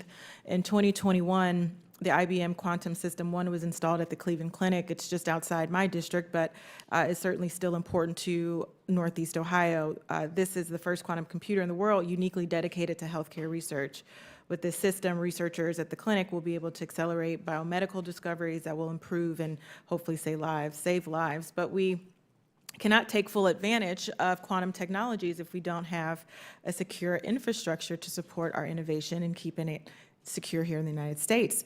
And we know that many quantum technologies require critical minerals and some essential components that are only made by specific companies in other countries. And it is clear that to support this, we need a robust supply chain. Last Congress, I was proud to introduce the Support for Quantum Supply Chains Act. This was a bipartisan bill that would strengthen our domestic supply chains and advance American competitiveness to ensure our country establishes itself as the leader in these technologies. I was pleased when the bill was included in the National Quantum Initiative Reauthorization Act last year, and when our committee passed it unanimously. Unfortunately, the bill failed to make it to the House floor and didn't receive consideration in the Senate. And until Congress is able to pass a bipartisan comprehensive reauthorization of the National Quantum Initiative, the federal government needs to do more to respond to fluctuating and fragile supply chains. Dr. Merzbacher, what more should the federal government be doing to understand and mitigate our supply chain vulnerabilities related to quantum technologies? Thank you for that question. And I'm actually putting on my glasses because I had made some notes about supply chain, because there's a lot that can be done. Supply chains are diverse. We've talked about that already. There are many different supply chains. So we need to understand those and have a sense of where there are weaknesses, where there are concentrations, and therefore lack of resilience. There's actually some published reports out of the Netherlands that have looked at publicly available information, Europe versus the rest of the world from their own perspective. And I've had some back and forth with the Europeans to understand what the U.S. view is and compare it with those. We need to be working closely with others. These supply chains are global. We're not going to be able to have them 100% within the U.S. And so I think there's a lot of opportunity to look at where the fragile parts of the supply chains are and address those first. We did some surveys and asked, for instance, how long does it take for you to get parts when you order them? And it can be 6 months, 9 months, or even a year. And that situation isn't getting better. So we need to understand, why is that? It's too custom, there's too few suppliers, et cetera. I think there's some research and study that needs to be done.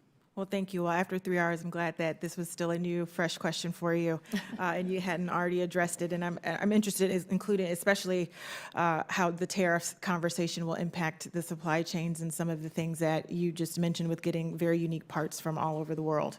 Yeah, I just did, it's still, I think, open, a survey of the members, asking them about the impact of tariffs or proposed tariffs. And I'm getting answers like, we're probably going to have to lay off 5 people. We're going to not be as competitive with our competitors in Europe because we're going to have to pay more for parts, et cetera. I mean, it's nothing that's really specific to quantum in a way, but I will make this point. Quantum as an industry, and this is important for the supply chain too, is very fragile. It's early stage, and so I'm sort of less worried about the big retail stores. No offense, they're going to take a big hit, I'm sure, but these companies are really at risk, and some of them are calling me and saying, we could go out of business, and that is not good for the country. Thank you, and I'm going to stick on this. I hadn't planned on it. When you say these companies that are at risk, are these healthcare, finance, national security, technological, all They're of the above? companies in the quantum supply chain. They're making specialty components because a lot of the parts that go into these systems are not really available for the purpose that they're being made, and so they're very custom parts. Some of them are, frankly, only available from China right now, and we need to fix that.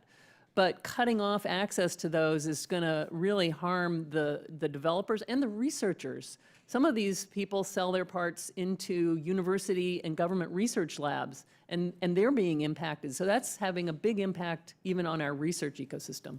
Thank you very much. I appreciate you letting me go on a little bit of a tangent. I am out of time, but I know you have just a couple more questions, but thank you for being here. I yield back, Mr. Chair. You bet. And now the gentlewoman from California, Ms. Friedman. Thank you, Mr. Chair and Ranking Member. As you've been discussing, quantum computing has the potential to drive discoveries in a whole wide range of industries, from healthcare to clean energy to medicine to computers. And I'm really proud that California has been a leader in quantum innovation. We have some of the most advanced research institutions in the world, and people come from all over the world to be in this field. The Institute for Quantum Information and Matter at Caltech, for instance, holds a world-leading research center in quantum information and computing. And in LA, the UCLA Center for Quantum Science and Engineering conducts research and develops new technology. I am wondering, I think Dr. Chou, I'll ask you, and Dr. Shadbolt, if you can speak to how Google and PsiQuantum are working to advance quantum research in California. Yeah, thanks for the question. I mentioned in my opening statement as well, Google is very proud to fabricate all of our quantum chips in California. These occur at our specialized superconducting fabrication facility in Santa Barbara. We also develop all of our quantum computing hardware in California. For us, it's been an incredible ecosystem, in large part because of the amazing universities, of some of which you mentioned in your remarks, as well as the amazing partnership with the national laboratories in California. And we look forward to continued partnership. Congresswoman, we built a facility in California where we make the strongest electro-optic material known to science on 300mm wafers. We ship that to global foundries to the East Coast, so we're sole suppliers of that material to GF. We make use of the Stanford Linear Accelerator, so that's a 30,000 square foot industrial facility for liquefying helium, DOE infrastructure for which we're very grateful.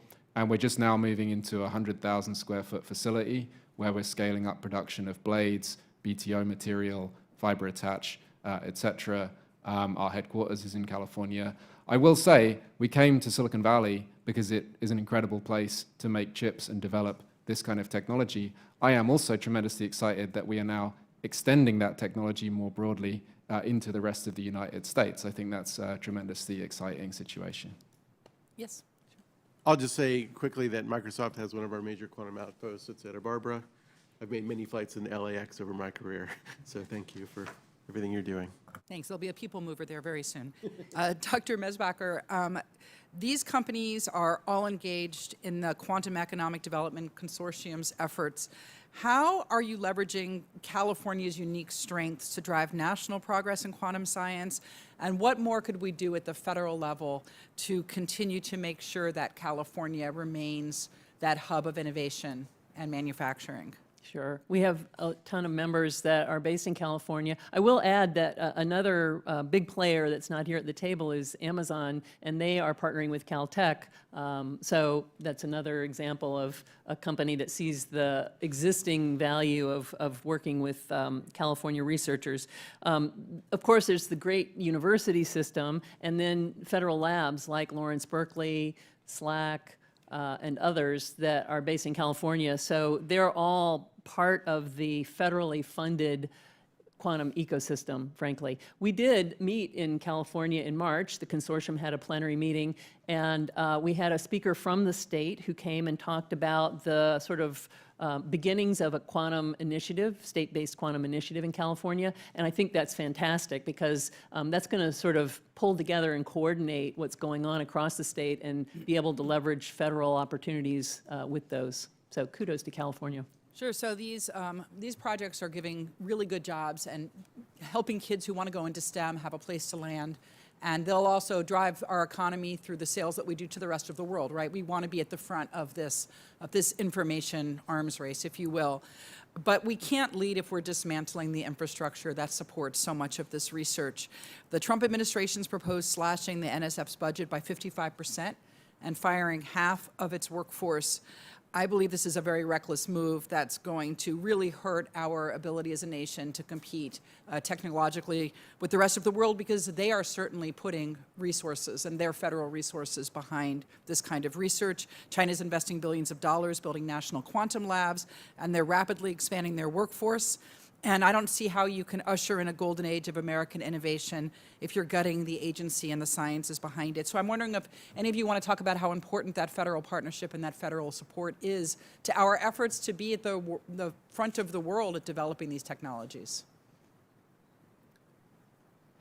I'll speak on behalf of my 230 members that the federal investment is critical for advancing the science and training the people. And then what we haven't sort of had a question or talked about at all is the sort of tech transfer objectives. The government does have, through BIDOL and other legislation, put on the research performers that obligation really to transition the results of the research out to the private sector, who can then make it into something useful and commercially important. And so I would underscore the need to maybe take a look at how the tech transfer is working in the universities and government laboratories. Thank you. I'm out of time, so unless the chair has other ideas, I will yield back. Thank you. Thank you very much. I want to thank, this has been a very fascinating and very valuable hearing, and I want to thank all of you witnesses for your testimony and for all the members for their questions. The record will remain open for 10 days for additional comments and written questions from members because not everybody was able to ask questions today, unfortunately. So with that, this hearing is adjourned.